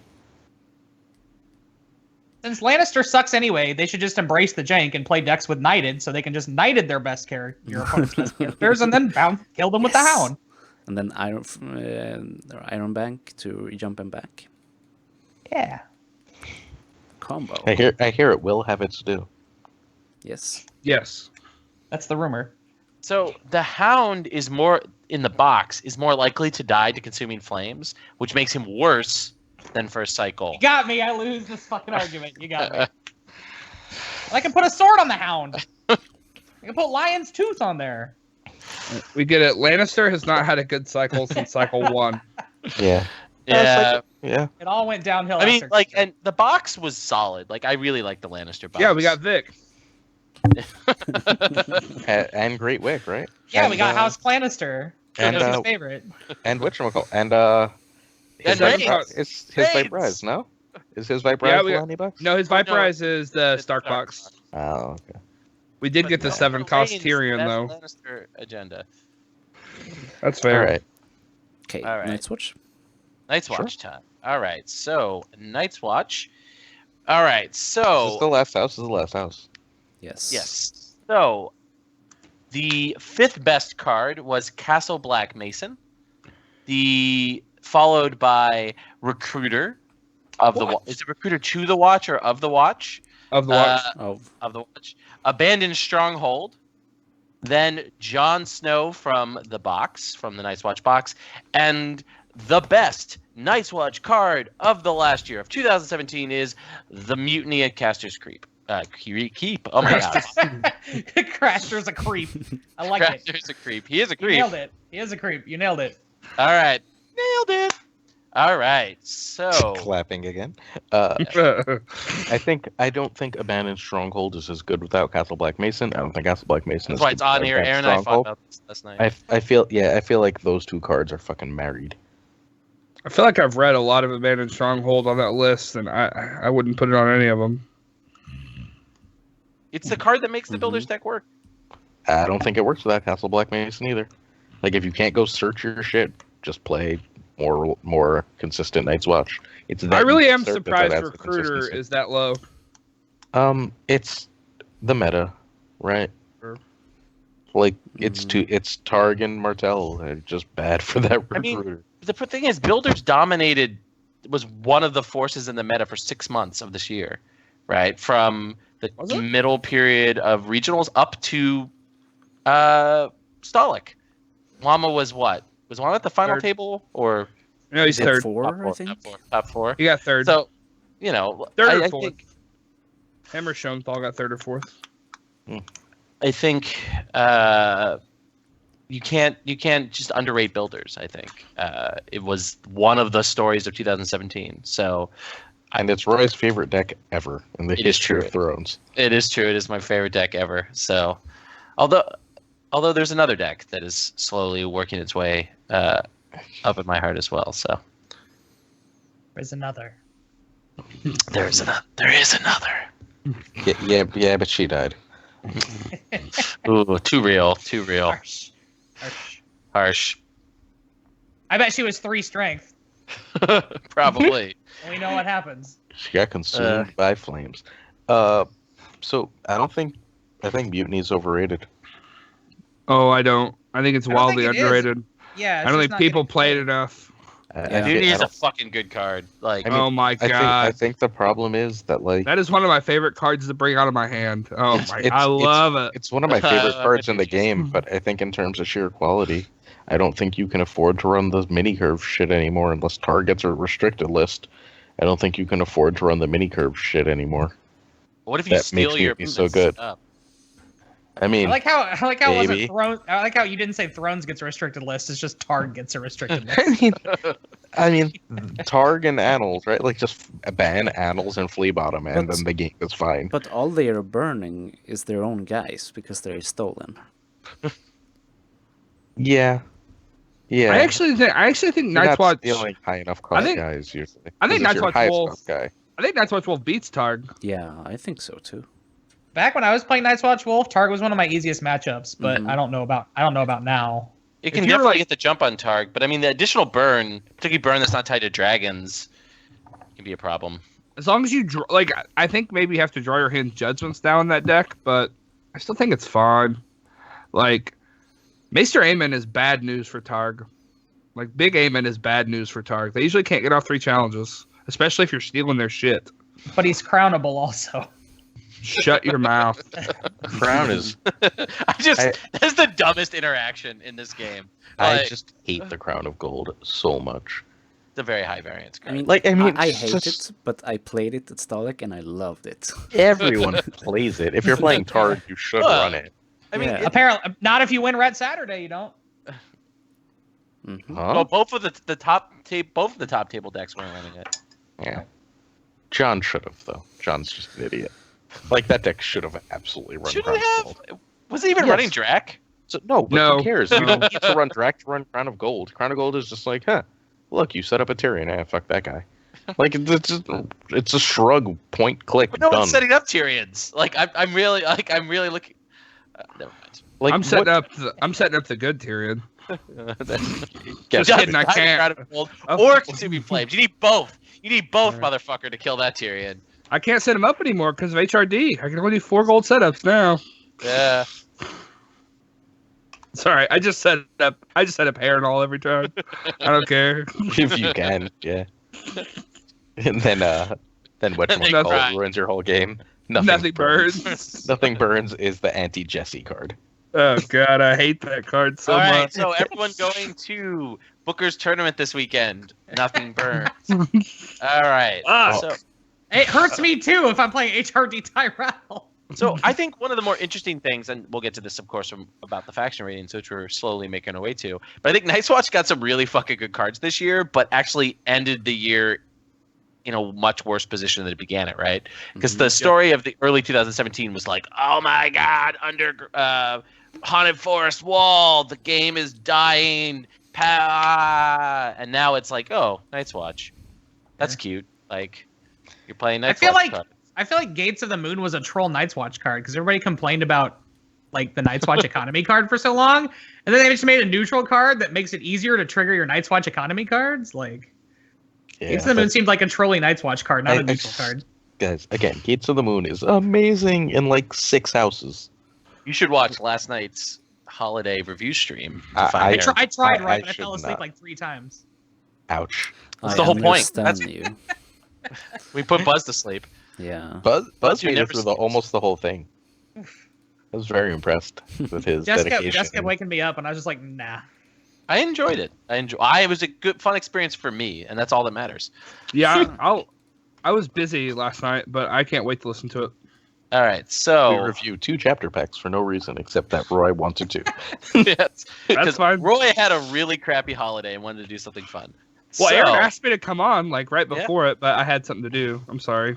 No, I don't. It's fine. Let the You're White fine. Book have their one thing. They're the one podcast that still does pack reviews. Like, don't take that from them. Let them have their one Will thing. hasn't been able to review the things, so Oh. we stole from Will. He's anyway. All right, so now we're moving on to best plot. All right, so this is actually a pretty controversial category. Looking at the scores. All right, so the 5th best You plot just made is fucking Glazer leave.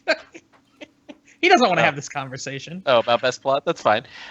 Is Late Summer Feast, followed by a tie for Retaliation and Valor Dohaeris. Next is everyone's favorite plot, The Annals of Castle Black. And the best plot of the last year is Trade Routes. Yes. That should definitely not be controversial, right? Trade Routes is the best plot. Yes. No. No, why, Buzz? I don't like rated it Trade at 4th. It's Wow. it's good. Trade Routes is insane if you're playing like a big guy deck, It's right? good. Like, But when Or a little guy deck. It just lets you flood. my guess. Stalek Tar deck started out with 2 because I was like, oh my god, this is amazing. Yeah, then, it is. And then when playing it, I realized, okay, so when Trade Routes is best, it's when I already have stuff on the board, when I don't need it. It's best when I don't need it. It's a great post Valor card. Like amazing. Yeah, I think Not it's in the all, post-reset not reload. in all matchups. Not in it's Sweden? Just, it's just not the consistent. Yeah, not in Sweden, not in Europe. If I would have had it at Stalek, I would have not done as good. That's Really? fact. Yeah, I loved it when it was released. I have seen how stupid it can be, but I am not sold on the consistency and like when you like to have the economy, it's maybe not there. It's I think- definitely not your economy plot. It's your second Your recovery economy. plot, though. Yeah, It's Yeah. your your second. recovery plot. Yeah. I think it's like and when it doesn't work, it's like 8 or 9 gold.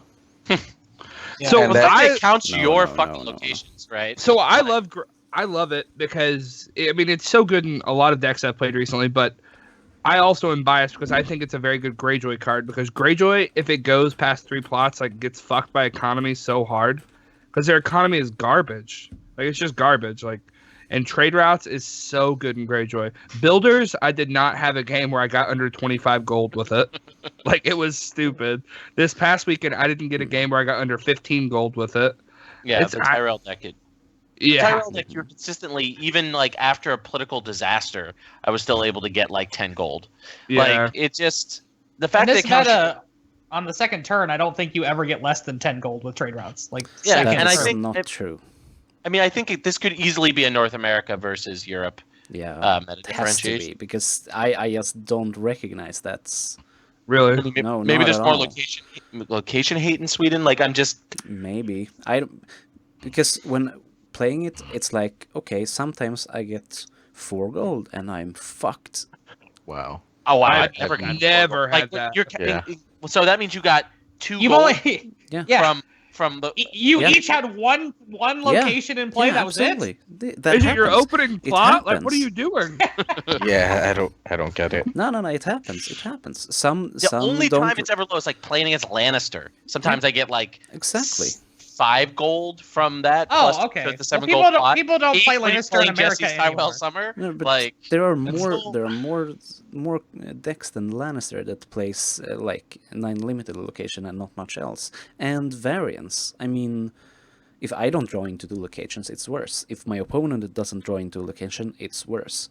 If I This is the same reason why I dislike Summer Harvest in most decks, because I cannot rely when I rely on the planning. Okay, this will give me this much gold, and going into the game, I don't know that this will give me mileage, and that's an issue. You don't know about Summer Harvest, and I'm not saying you know going into a game, but planning in a game, like you definitely know because you can count the locations. Yes, it's definitely different, but I mean it's the same style. I don't think it's the same style Because I you mean, can control it no, more but so than you can control Summer plot, Harvest. the plot deck I control because I build all of my curve around the plot deck, and every game is different for trade routes. Yeah. That's a big issue for me. I mean, to me, a lot is a number. But And like, I'm like in most of my decks, this is going to allow me to play out 2 or 3 things, one big thing and then 2 or 3 little things, and that's usually that's what I want my second econ plot to do. yeah, I get where you're coming from, and I understand why people like it. I hope to like it. I am like, certain decks, I have but- played with it a lot. I mean, I've played in 3 tournaments, 18 people and bigger, and since it's come out, and I have used it in all 3 decks, and I have thoroughly loved it.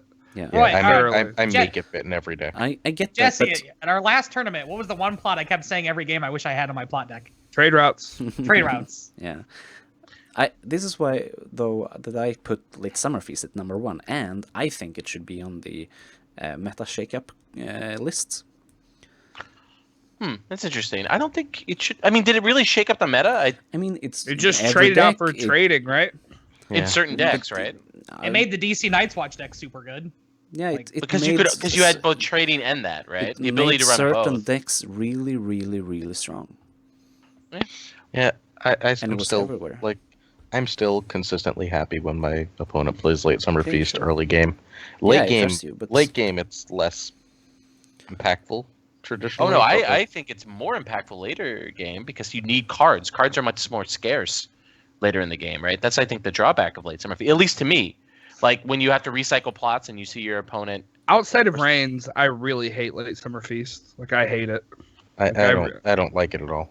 I hate giving away cards. I don't think I've But I literally did ever put see in it a deck. lot. Yeah, I did see it a you lot. You need to play it on turn 1 or 2 because then it doesn't matter as much that you don't make challenges. Right.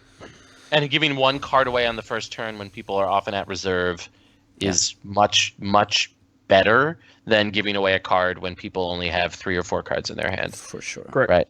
And that's I why think- like trading is better in the later game than it is first turn, right? So Yeah. like when someone opens trading for me, I'm like, okay. I'm like, hey, thank you. You just made the first turn a lot less stressful for me. Yeah. Mhm. I think we can all agree that Trade Routes is a really stupid card. Yes. But Yes. it's not so stupid that at least one of us wants it removed from the game, like maybe another plot. And I also voted- just I voted Annals low. Like, Yeah, I put it last because I hate it and it's Three, stupid. I mean, I think I people might should put it never in play last it. place. I think I may yeah. I No don't one like should Despite ever play expect it. it, like it obviously changed the fucking game like when it came over. Combo makes up less than 3% of the entire meta, and outside of combo, it's a garbage plot. No. But my issue no, is no, that no, no, no. my No. issue is that Yes. as the game goes on, it can only get worse. It can't get better. Annals right? is what? Annals you will say? only get more abusable Yes. as more events come yeah. out as time goes on. Oh, But yes.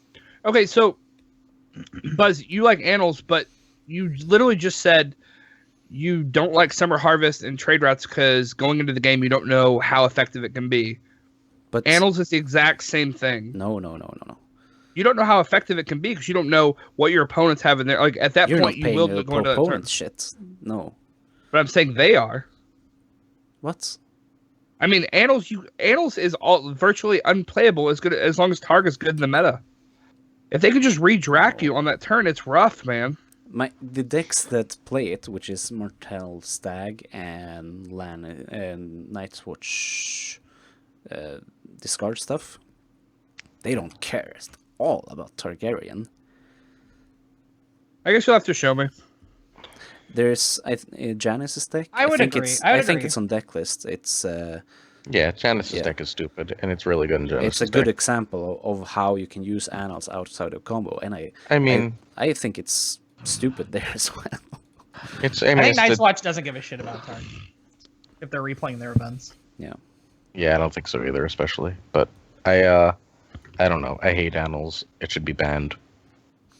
It should never been printed, so they should just ban it. I'm Yeah, I'm surprised. fine with that. I'm surprised Retaliation and O'Harris are so low. I think I guess some- retaliation. I guess Because something has to retaliation be. is so something has to be. I think retaliation is really good in a couple houses, and then just like you can't really play it in other houses. It's play still a it- really fucking good plot, though. Like, and Isn't- it's a plot isn't you it consider, right? Martell and Torg only. It's fine in Greyjoy. People keep saying it's a neutral, but I don't trust that. Retaliation is fine in Greyjoy if you're not running Kraken, but I mean, Hmm. It's better in Melee. And O'Harris is just Well, so yeah, niche. it's busted. in Melee. yeah, I thoroughly enjoy it in Melee. Yeah, Yeah. No, I The voted hardest- Retaliation last. It's excellent, but all the other ones are just so good, and it's only usable for, according to me, at the moment in Martell and Targ to a greater extent. We flirted with a Night's Watch winter aggro deck for a while that ran Oh, I Retaliation. remember that Sure. deck. That deck was really Yeah. fun. Makes sense. it was good. Yeah. Yeah, And I Night think Switch Wolf could play it probably. I think Retal is a plot you consider from many decks, right? Like, it may not make that final cut, but the Yeah, I fact think that it's number 8 or 9 in many decks. Yeah, sure. yeah. So that's why, and it's evergreen, right? I think it's going to be with us. There are just For the life of the other. There are not as many houses who can afford to go second in a 2-claim plot as like Martell and Targ and them can. And also, like if I'm like debating a 2-claim plot, like there are just others that I like more with most houses. Really? The 4 reserve is a little brutal too. For example, I didn't say they were good. I In just said Lex. I like others more. It's very hard for me to build a deck and not put famine in it. I'm gonna be honest with you. I generally You and Dan Struhal should be best friends. Like, outside of Targ, I don't really like 2-claim in second edition. Oh my god, I do. With Like, Maester I- Aemon. It's like my Yeah, favorite I- thing in the whole world. well, because people don't always get the interaction. They're like, oh, And I really I don't have any room for it anymore, but I really do like it in like hand destruction decks, and I also like it in Clansman. I don't run it, but hand destruction decks it can be brutal. With like Core Yeah. Cersei. Oh man. oh god, yeah. That's your Lanny Banner stag right there. Hand destruction. Yeah. Hand destruction is real. All right. I don't know. ready You still haven't sent me this list, so I don't know All if right, it's you real. ready for best Okay. neutral, gentlemen? All right, Sure. so best All right, neutral. so- This so is going to be a let's- huge surprise. Wait, no. Let's refuse to read number 1 and just do number 2 through 5. It's fine. All right, so 2 through 5. All right, so the 5th best neutral card of 2017 was Crow Killers, followed very closely by the Iron Bank Will Have Its Due, or Ryan Jones, and then it's the Iron Bank. Excuse me, the Iron Bank, and then third place goes to the Iron Bank Will Have Its Due, aka Ryan Jones, and then Begging Brother is the second. So, I'm not Begging sold Brother- on. I'm not sold Begging on Brother the is Iron Bank. criminally underplayed. Jesse, we'll talk about the Iron Bank later because I think the Iron Bank is one of the better cards in the game right now. Okay. Convince me because I think I don't think it's good. Anything that's going it would be amazing in your Clansman deck. I played Dark Nudge Okay. the other day. He was playing a Clansman deck, and he was like, "Hey, why would you ever play a Clansman?" Like, as we were talking about Clansman decks, he was like, "Why would you ever play a Clansman deck that's not running 3 Iron Bank? You have all the gold you want forever. It's amazing." All right. Like, because what it really does is it saves all your gold for challenges. But then I can't run Ashmark I mean, why can't you run Ashmark? because the slots are so tight. Yeah, I mean, it's better than Ashmark.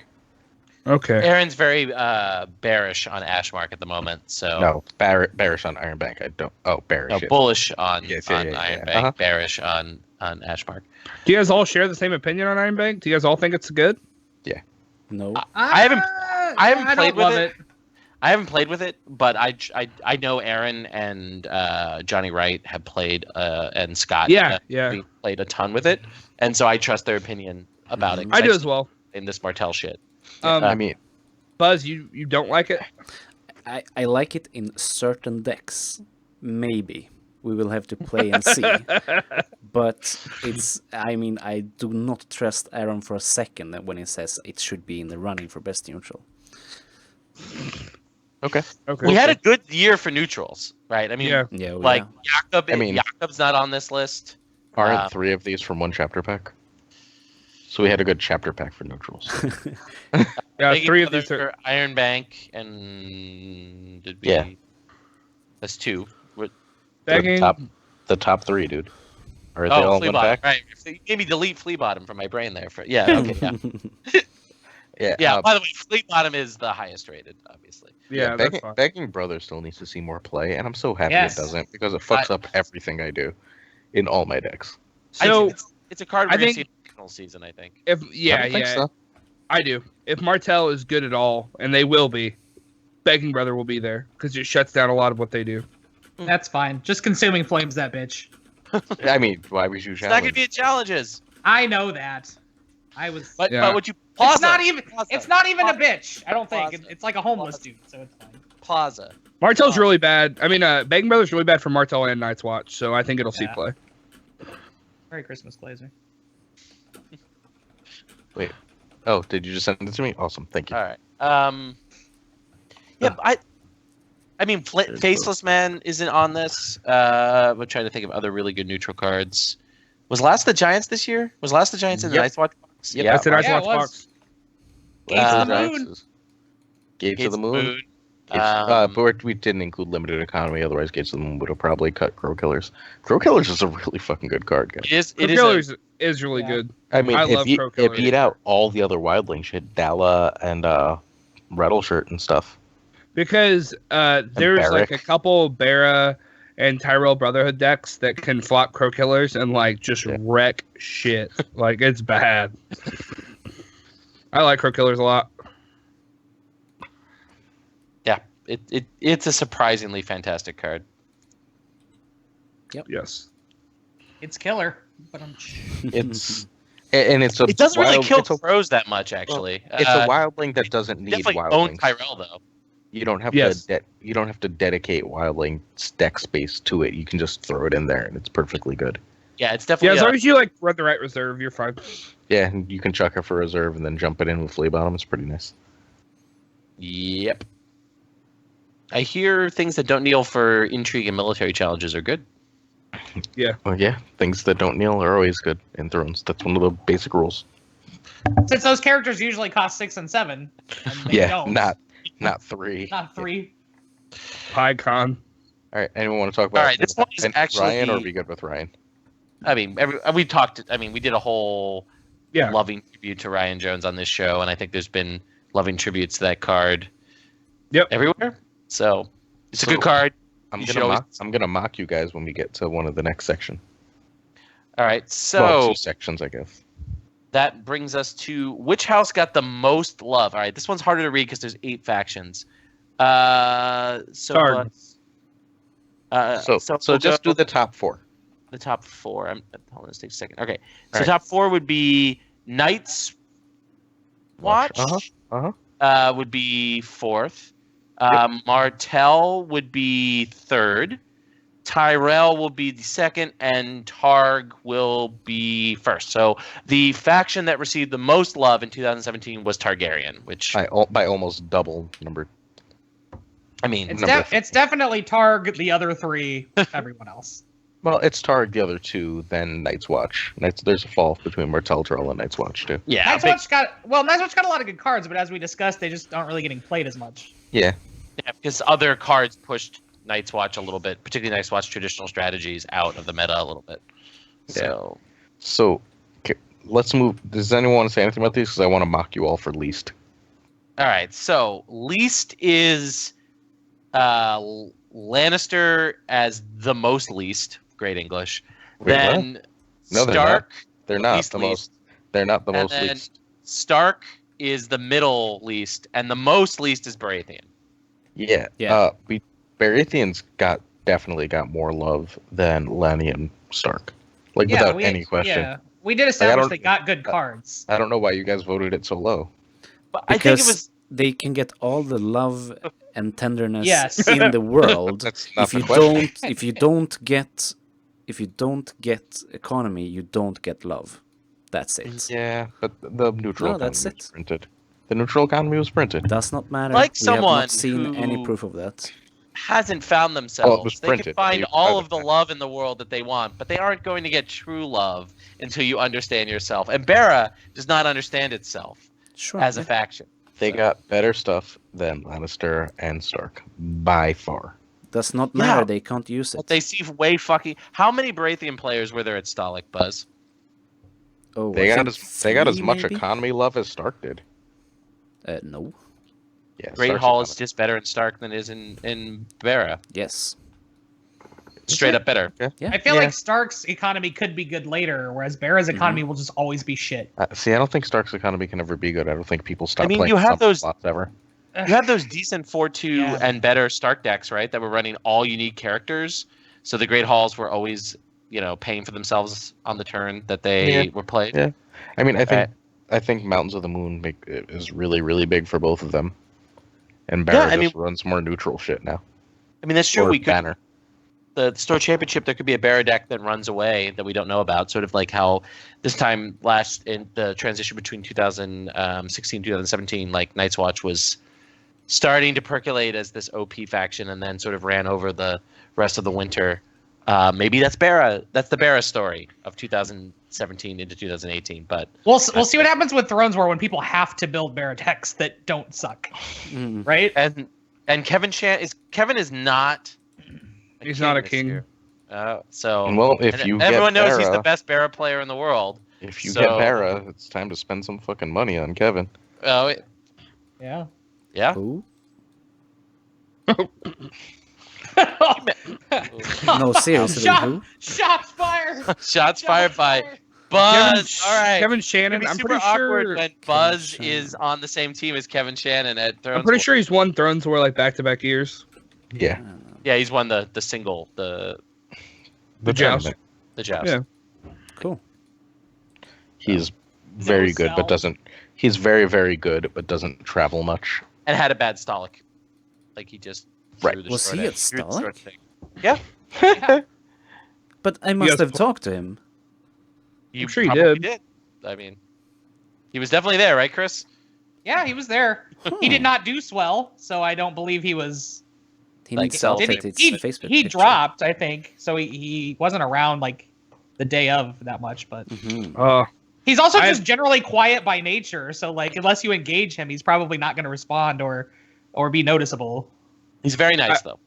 I have friends who are listeners who are like reaching out about this Klansman deck. My heart is so full. Good players want to play good decks. Who would have guessed it? So, All right. All right. So most controversial card? most controversial card. Boop, boop, boop, boop, boop, boop, boop. We have is either Annals of Castle Black or Flea Bottom. We tried to make a full list, and it was just like we couldn't. It was just so And- false. There was no. Unsurprisingly, there was only one vote for Flea Bottom. Everyone else voted for Jesse. Annals of Castle Black. I voted for Flea So- Bottom. I will vote for Isle of Yes, Ravens but- right now. Jesse voted for Flea Bottom, but I think because Jesse is fundamentally a good person and doesn't want to ride the anti Alex Hines. That's memes. bullshit. That's bullshit. right. It's that he No, no, no, plays no. I never- Alex decks. I've never met Alex, and There's that's not the reason. I don't understand why it would be so controversial when it makes up so little of the meta, and Flea Bottom makes up so heavy of the meta. And like Because we have Flea Bottom literally, isn't controversial. It's just stupid. Yes. Annals Look, people actually argue about.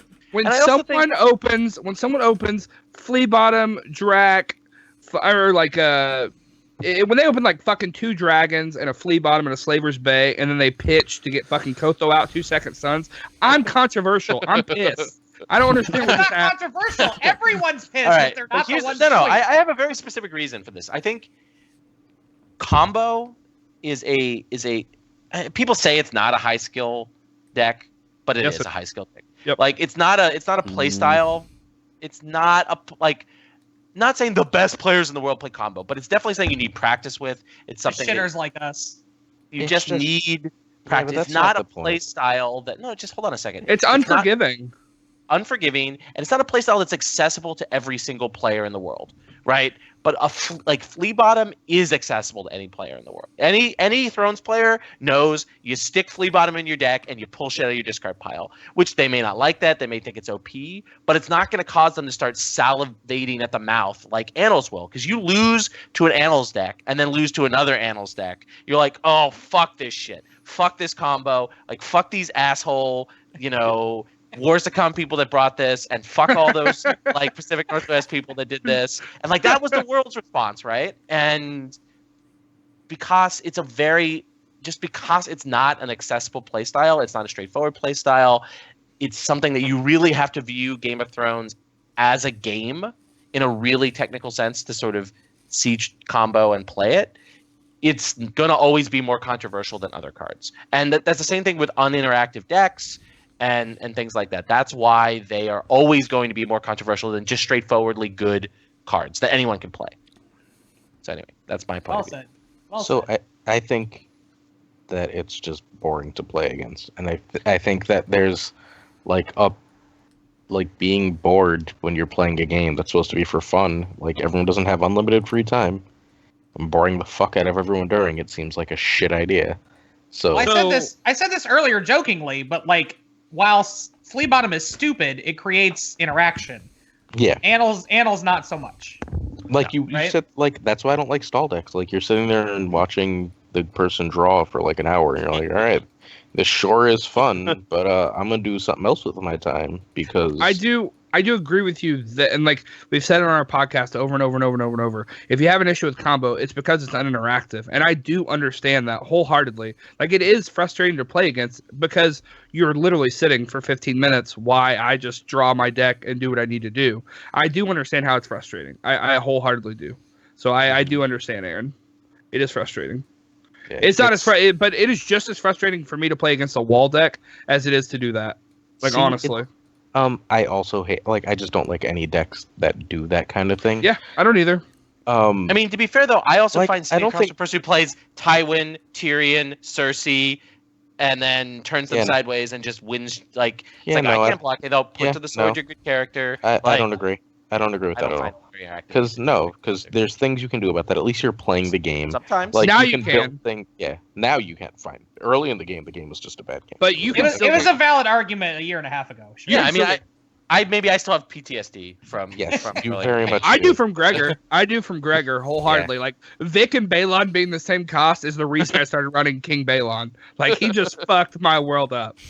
Like I'm seriously terrified of Gregor still to this day because 7 cost Ash was coming. Like I know first tournament I bring her, Euron's dead. Like I know it's gonna happen. I hate him. So I'm playing Lannister at the first tournament after the release. I'm of sure Asha. you will. I'm sure you will. Okay. It's next month. So to beat Alright. your store championship, right? Oh yeah. Yeah, 7 cost Ash is out. Still All right, can't 3 say- Be out Gregor. for Wins a Winner, February 5th. All right, 3 Gregor next, going in. next back go. All right, so next Best seed card. would be best seed card. All right, to be clear, because many of the participants in this survey didn't understand what Aaron and I meant by this. This is a card that when it was released, people shit on or ignored. Brandon's Gift would be a great example of this. But as the card pool developed over the course of the year, it became much, much better. So the first one is Drowned Disciple. This would be the fifth place. Followed by Eastwatch Carpenter. And then a tie between Old Town Informer and Orphan of the Greenblood. And surprise, surprise, Second Sons is the #1 support of the people best seed card of 2017. Wait a minute. Didn't Second Sons and Flea Bottom come out in the same pack? No. No, God, no. No? Second Sons Sons was came out out for like Guardians of the Realm. 6 months. Oh, Yeah. okay. We had that piece Never of mind. shit card forever. No one played it. Well, yeah. when you obviously, saw I don't- someone, I when you don't saw remember someone that card playing it before at, Flea Bottom. well, if you Okay. saw a Targ player playing at a regional, you were immediately like, I'm gonna win this game. Like they are playing bad fucking cards. Like It's like, oh, is this your first regional? Oh, cute. Okay. How come we never got a card called The Seed is Strong? That's your champ card right there. Oh, I have to win a tournament first. That seems you have to win a big tournament. You win little tournaments. I win little tournaments. That was not Drown meant as an insult, by the way. Winning tournaments is still good.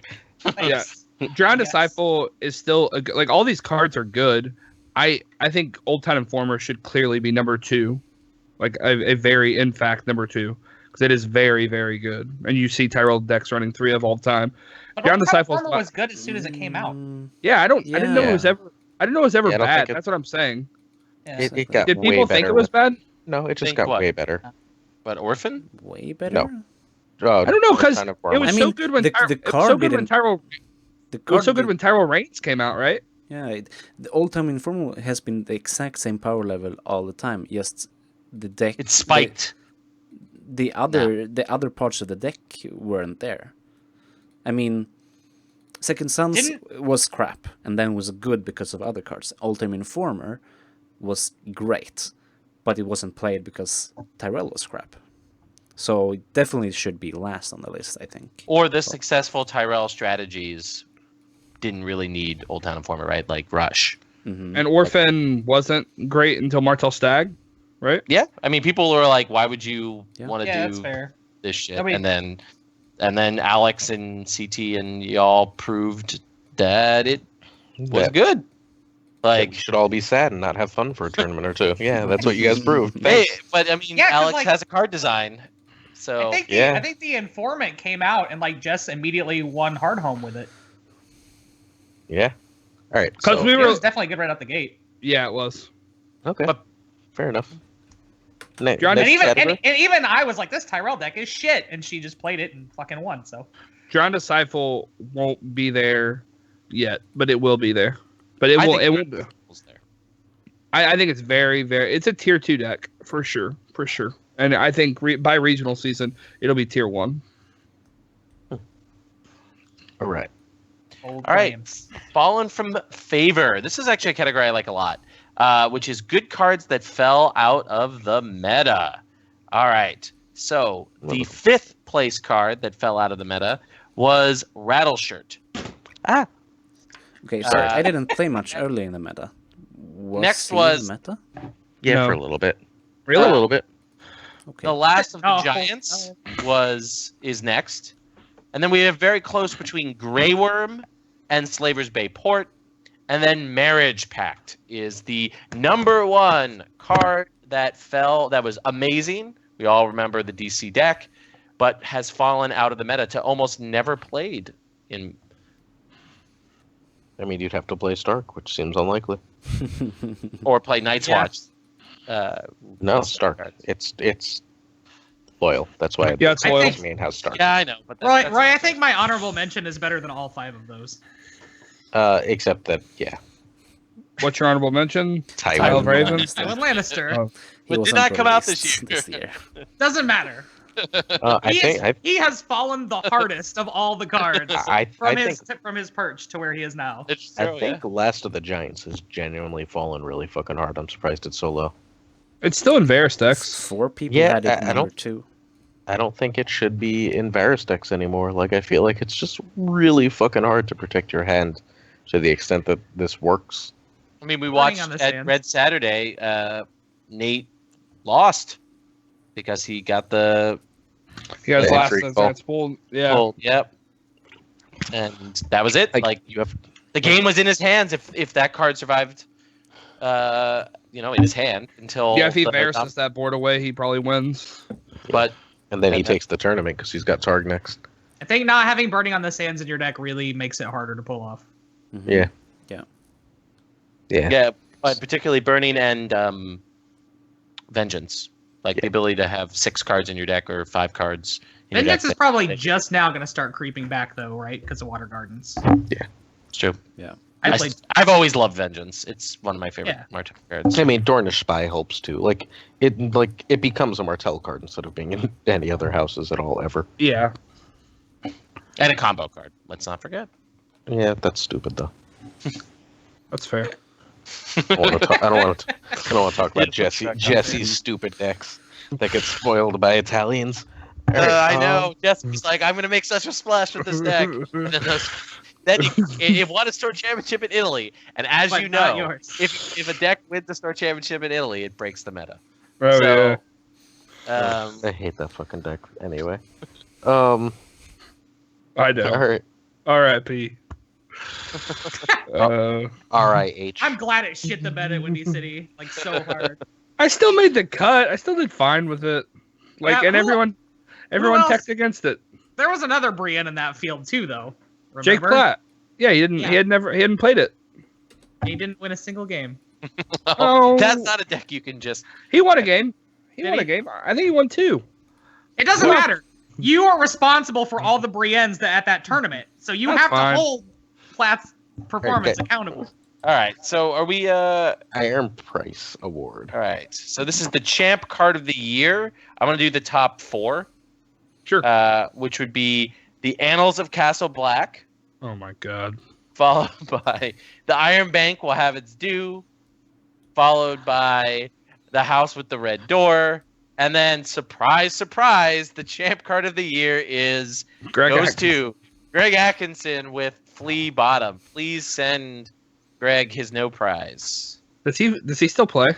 You can send him boxes of shit for making Flea Bottom if you really wanted to.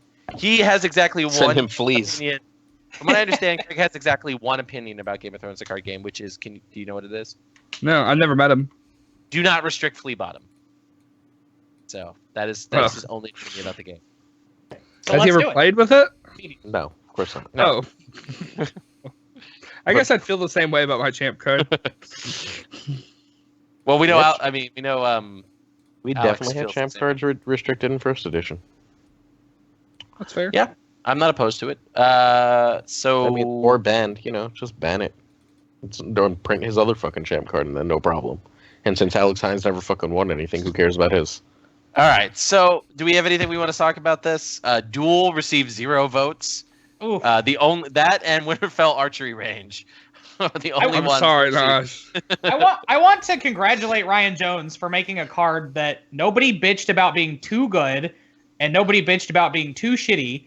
It has just the right amount of play. Yeah, Iron it's Bank right. has Iron Bank has its It's a due. great card. Gets a great amount of play, but it's not just like everywhere. I love It that doesn't go card. in everything. Yeah, it's one of my favorite cards. It goes in Klansman. I think it's considerably better. I think it's considerably better than Faceless Man. I mean, think Faceless Faceless- Man is- It has I think- 37 times more points, so I think Faceless Man ends up good. I don't think it's good, but I think it ends up good. It's always going to be fine I in think tribal it decks. is good in burn Targ. Yeah, it's pretty Well- good in Terrell, and eventually we get not HOD. We get It's good in Drownman. I mean, it's good in Drown God. what's the He- name of that? He at stupid least deck? got Faceless Men in the box, so it's It not is- going it- anywhere. it is It's good not in going Dragon. anywhere. It's not It's gonna be good when we get Knights of the Hollow Hill. It's gonna be good with the aforementioned Greg's champ card. Because when you don't have setup and you don't have to worry about setting up what's ultimately a blank card, and you're just like, all right, fuck it, I'll hold that ambush for a while. Yeah. It just gets better. That's fair. All right. That brings us to best location, which again I will do the top 4, which is the Iron Bank, followed by the High Tower, followed by Astapor, followed by Plaza of Pride, and then spoiler alert: the best location definitely of 5. 2017. I'm sorry if that was 5. Is Flea Bottom. Isle of Ravens. Did not come out this year. Ah, fuck. Hightower is definitely better than Astapor. If a card doesn't get played for the first year it's out, then it doesn't count. High Tower is definitely better than Astapor. Yes. But it costs 4 times. No, it doesn't really, right? They cost the same thing ultimately. I mean, ultimately, yeah. I mean, if you're not playing Filthy, it's a gold cheaper. Yeah. Unless you're setting up Astapor with 3 gold. Yeah, and Astapor is more vulnerable to bullshit. Yeah. I don't even remember this next category. Best attachment. Wow, Which- we're done with locations. Okay. I mean, Yeah, Flea that's fair. Bottom 1, let's go. Next. so in third place is Traitor to the Crown, and then we have a tie for first between Marriage Pact and Oathkeeper, which I think is really interesting. Yes.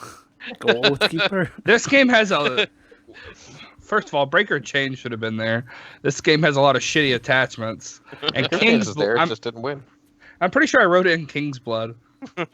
King's Blood was something Aaron and I discussed, right? Didn't we discuss? Yeah, we put Traitor over it. Traitor's a better card. Yeah, I mean, Traitor's in fucking second place by like 1 point. How did you guys end up rating Kingslayer?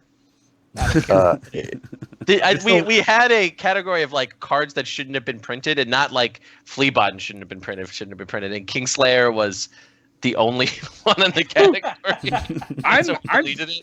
I'm serious. I think Kingslayer might be worse than Ours Is the Old Way. It might be the worst card in the game. Yeah, it almost certainly is. Oh, it almost certainly is. Right, like You're crushing my dreams of playing my Box Hound and then putting Kingslayer on him. Ours Is the Old Way stands 6-cost characters with Plaza. That's pretty good. Yeah. There you go. Yeah. But Kingslayer stands 5-costers, except wait, it Ours Is can't the go Old on Way anyway.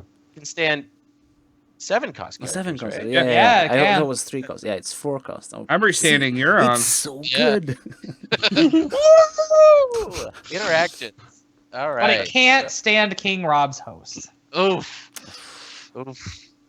Trash Uh, card. Never play it. So where were Aren't those both loyal? Bloody Arak is underrated. If you're playing, Mm, I no, like if you were the playing, Bloody if you were playing an Alliance deck, you could not stand a King Rob's host with an Ours Is the Old Way with Plaza. So, okay, So we so have- like Arak is fine. It's just I think Warrior's Braid is better in those style Yeah. decks. So is Marriage Pact actually better than Traitor to the Crown? Because I don't think so. No, No. Marriage Pact sees no play, right? does not matter. That's not in the Even- equation. What's the equation? Is it good? We've Or been- is it Equation? great? Is it? Well, we've been shitting all over Barrett just because of the house, so Yeah, exactly. Yeah. You just did that like 5 minutes ago, Buzz. we have to shit all over Stark for it being the house. Yeah. Trader to the Crown is We've been good. shitting on the house, but now we're not shitting on the cards.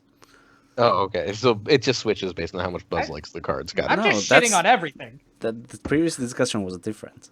I think I Traitor is better legitimately than Pact. think I think Trader is better than Marriage Pact. Yeah, me too. It's Trader's cheaper, too cheaper, and it doesn't and have it's the non-terminal. and it doesn't have the downside. Yeah. I think terminal. Trader's the Marriage best, Pact doesn't have a downside. Yeah, it does. What? Is it? Different It's sacrifice. terminal. It's not terminal. It's not terminal. That's the No. downside. It costs no. 3. No, That's- and when that's when is you're terminal. when the card leaves play, you have to sack one of your own dudes. That's a bonus extra thing that you get to do. It can't- You're it can't- playing Stark for fuck's sake. Oh my god. I don't Like see it- I don't see that as a downside. I see that I only see it as a downside that it costs 3. One of the That is my biggest doubt. thing is it protects from Valor, right? So if they're Valoring and then you get to sacrifice before, or It's the saves are interrupts, right? So, oh wait, hold on. I believe Or no, is no, it wait. same I time? believe Maybe it doesn't I work do that way. believe the sacrifice happens before. It basically creates a moribund situation, and so the character does get sacrificed I'm not instead sure. of killed. Yeah, Moribund. But that's Welcome another back. bonus. So All right, best event. Best event. Do you want to read it, Aaron? Since I don't have it open in a second. Uh, All right, sure. so Okay, I guess not. Go ahead. I Nope, switched too it. late. All right. I'm done. all right. So last place is Saving the Kingdom, followed by Consuming Flames. Oh, no, excuse me. Followed by Renly's Ride, followed by Consuming Flames, followed by Mutiny at Craster's Keep or whatever it's called. Craster is a Craster's a Creep. And then Iron Iron Bank, Ryan Jones, and then Secret Schemes is the best event of 2017. Sure. But let's not have this argument again and just move on. No, All right. no argument. No arguments there. So we are almost done, ladies and gentlemen. Best character. All right. And then card of the year. Best character, just sort of arbitrarily picking a place. Quotho, followed by Mace Tyrell, followed by Second Sons, God damn it! And Are then you number kidding me? 1, best character of 2017, saving the best for last, Ariane Martel.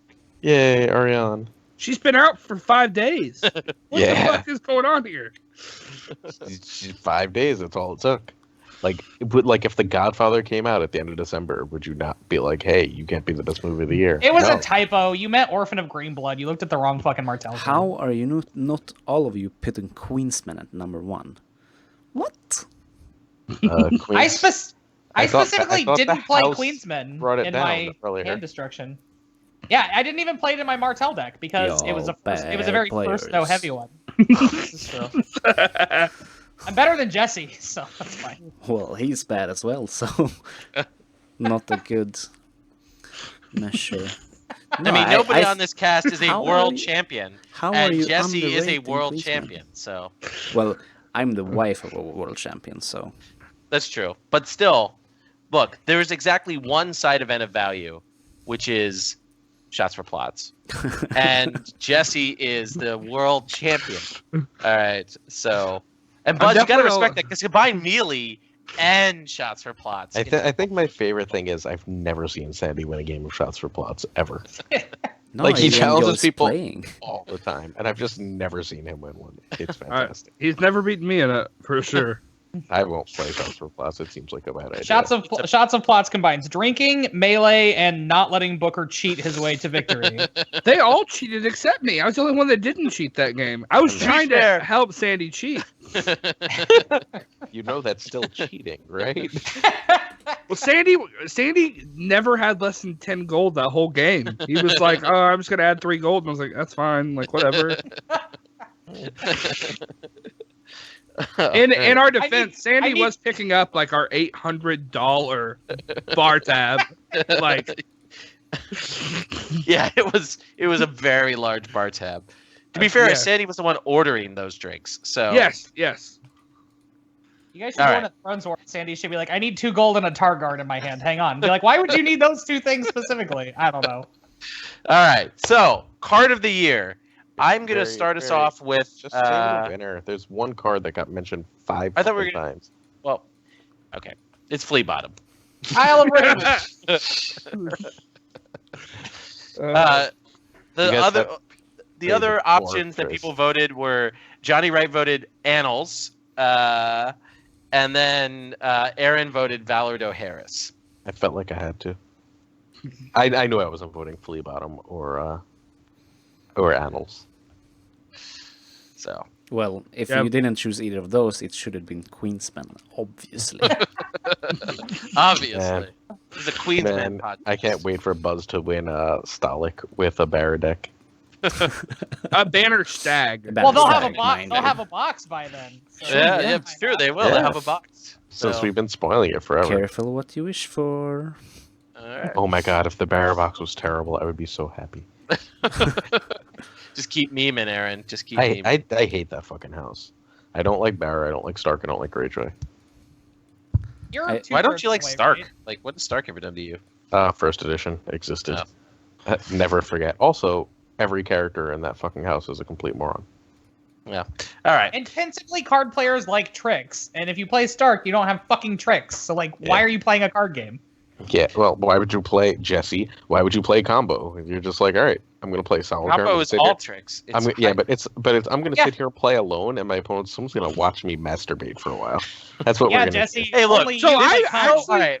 This is how This we is know out- this episode needs to end. Aaron is kink shaming people, and at that point, it's just you know we've got off the deep end. do. And Roy's had the clap all episode. I don't know what you're talking about.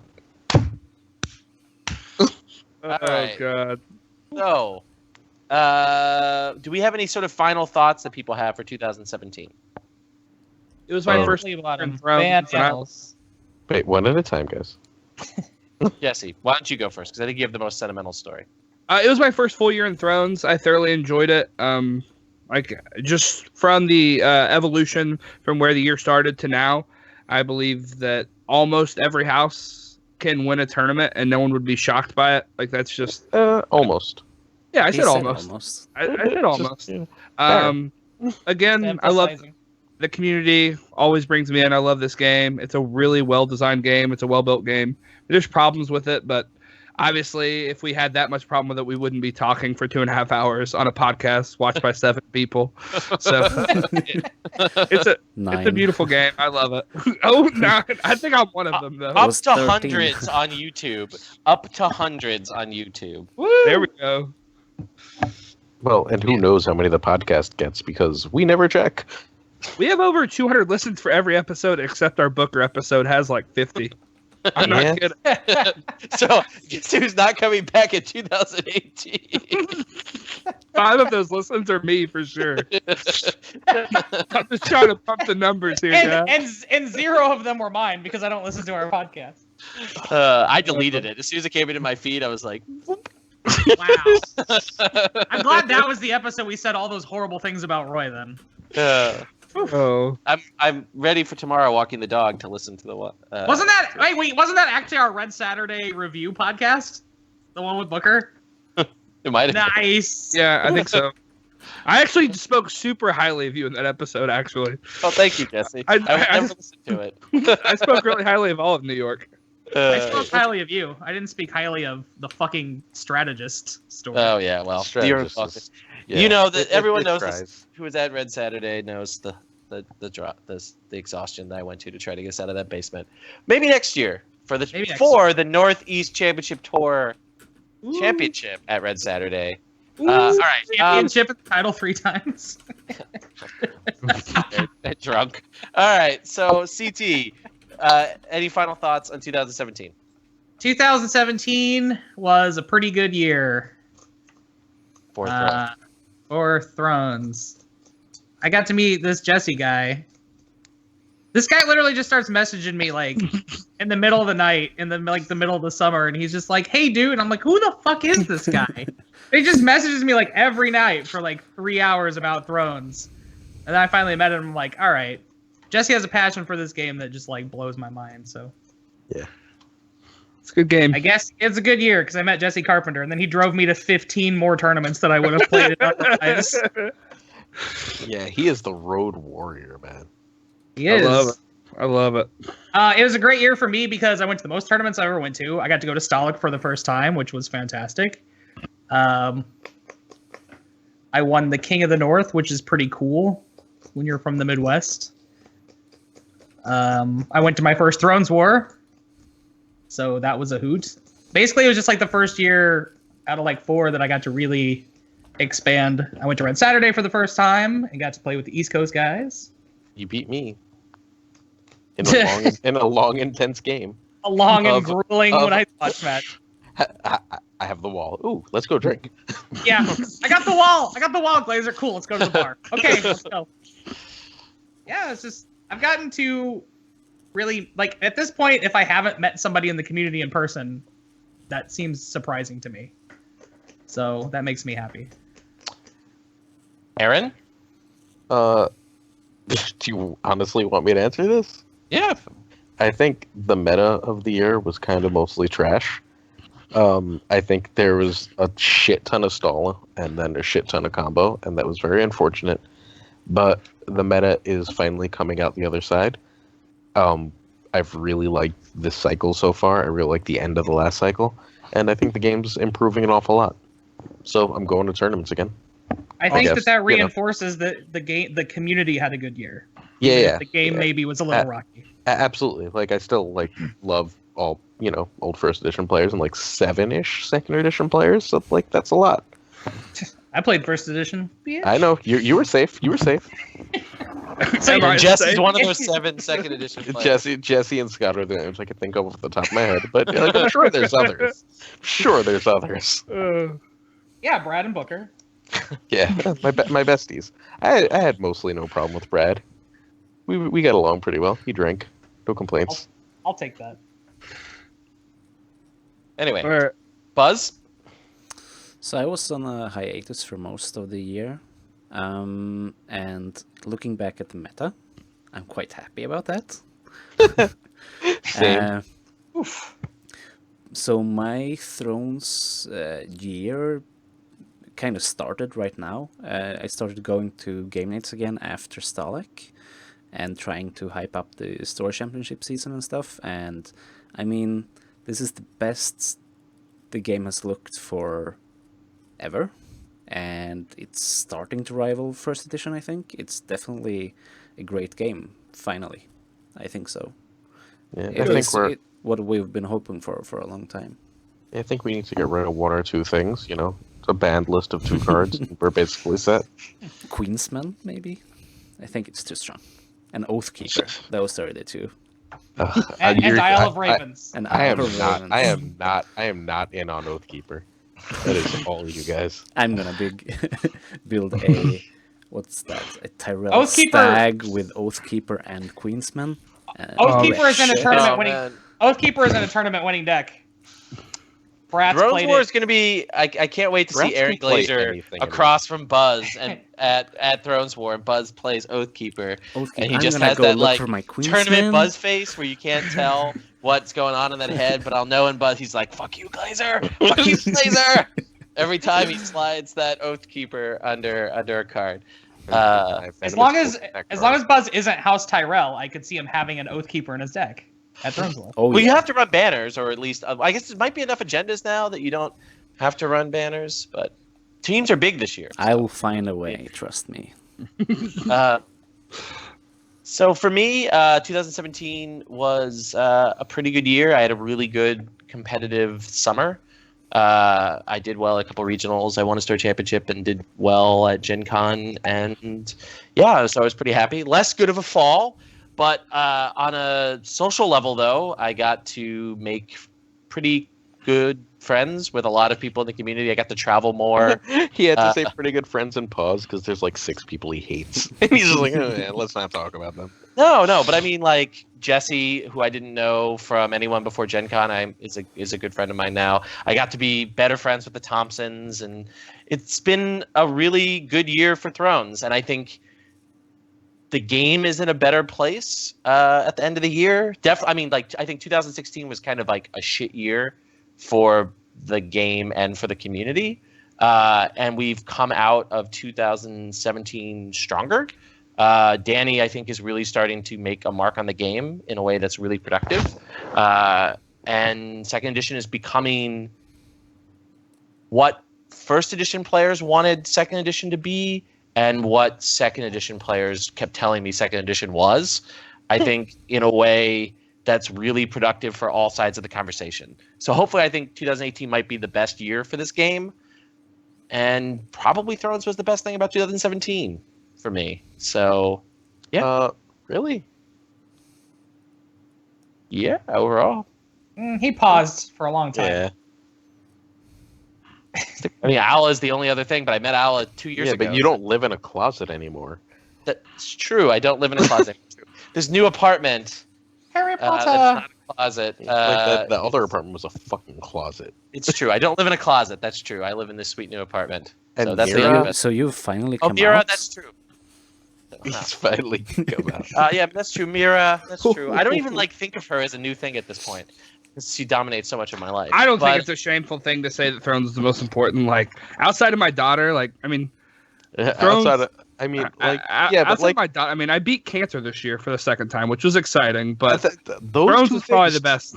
Yeah, dude, those two things Oh, I mean, definitely are on a whole nother planet. than I Thrones. think like They are, beating they are. cancer is one of those things that's like amazing, but is it like the best thing that happened to No. you this year? Maybe it was the I had, power. like- Maybe that's it was the like power beauty of and Thrones cancer. that beat the cancer.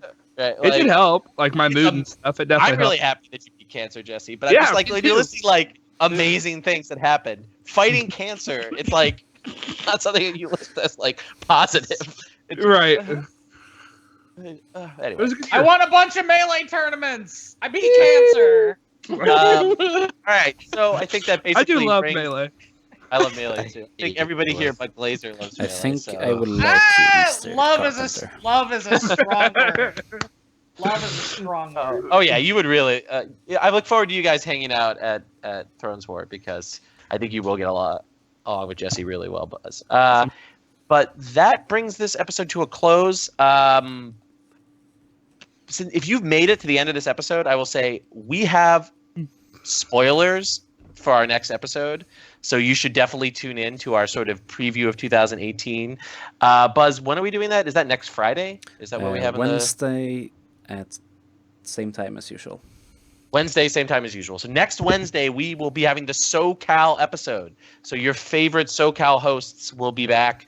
Schoenthal, Sid, to look forward to 2018, to look forward to Thrones War again, and to have spoilers. Yes, FFG provided us the Troll podcast with spoilers. So you should tune in. We don't have fucking spoilers. I know. That's, We get all we right. get Danny for an interview. So That's true. We don't get Danny. Oh for it. yeah. yeah. Fair. I mean, That's we true. could have. So if you want to go on the all you have to do is Facebook page, ask. yeah, that's like it's Well, not hard. I don't know if we could have a live interview with Danny. That would, and I think only Buzz and I could interview, and Sid, and maybe Chris. Well, Glazer yeah, could it's not. basically no Glazer. It's like who could stay on script? Anyway, Danny if and I you get watch along this- really well. I wasn't saying you don't get along with Danny, but have you been on a White Book interview? Like, there's like Evan has to approve the questions, yeah. I do have to send in the questions before and everything. so like you can't just be. Oh, Aaron just thought about. Remember, fuck Flea Bottom. It's got to be anyway. Thank you all for watching or listening.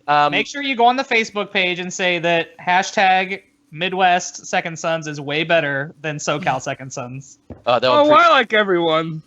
Shut the fuck up, Jesse. Don't be so nice to everyone. I should be a good host. Wars to come, boys. Where is the best place to find you? We are on SoundCloud. We're on iTunes. We are on Android, like the Google Play Market or whatever. So you can also find all our episodes are always posted on the Facebook group, and then we have our own Facebook page. So, yep. Okay, If you have any questions, I'm gonna help you. Everyone who's listening, if you're not using Pocket Casts as your podcast app, go do it now. okay. Okay. On that What's wrong with- piece what's wrong of with Pocket Casts? propaganda, I'm going to wish everybody a very happy new year, and I will see you all next week.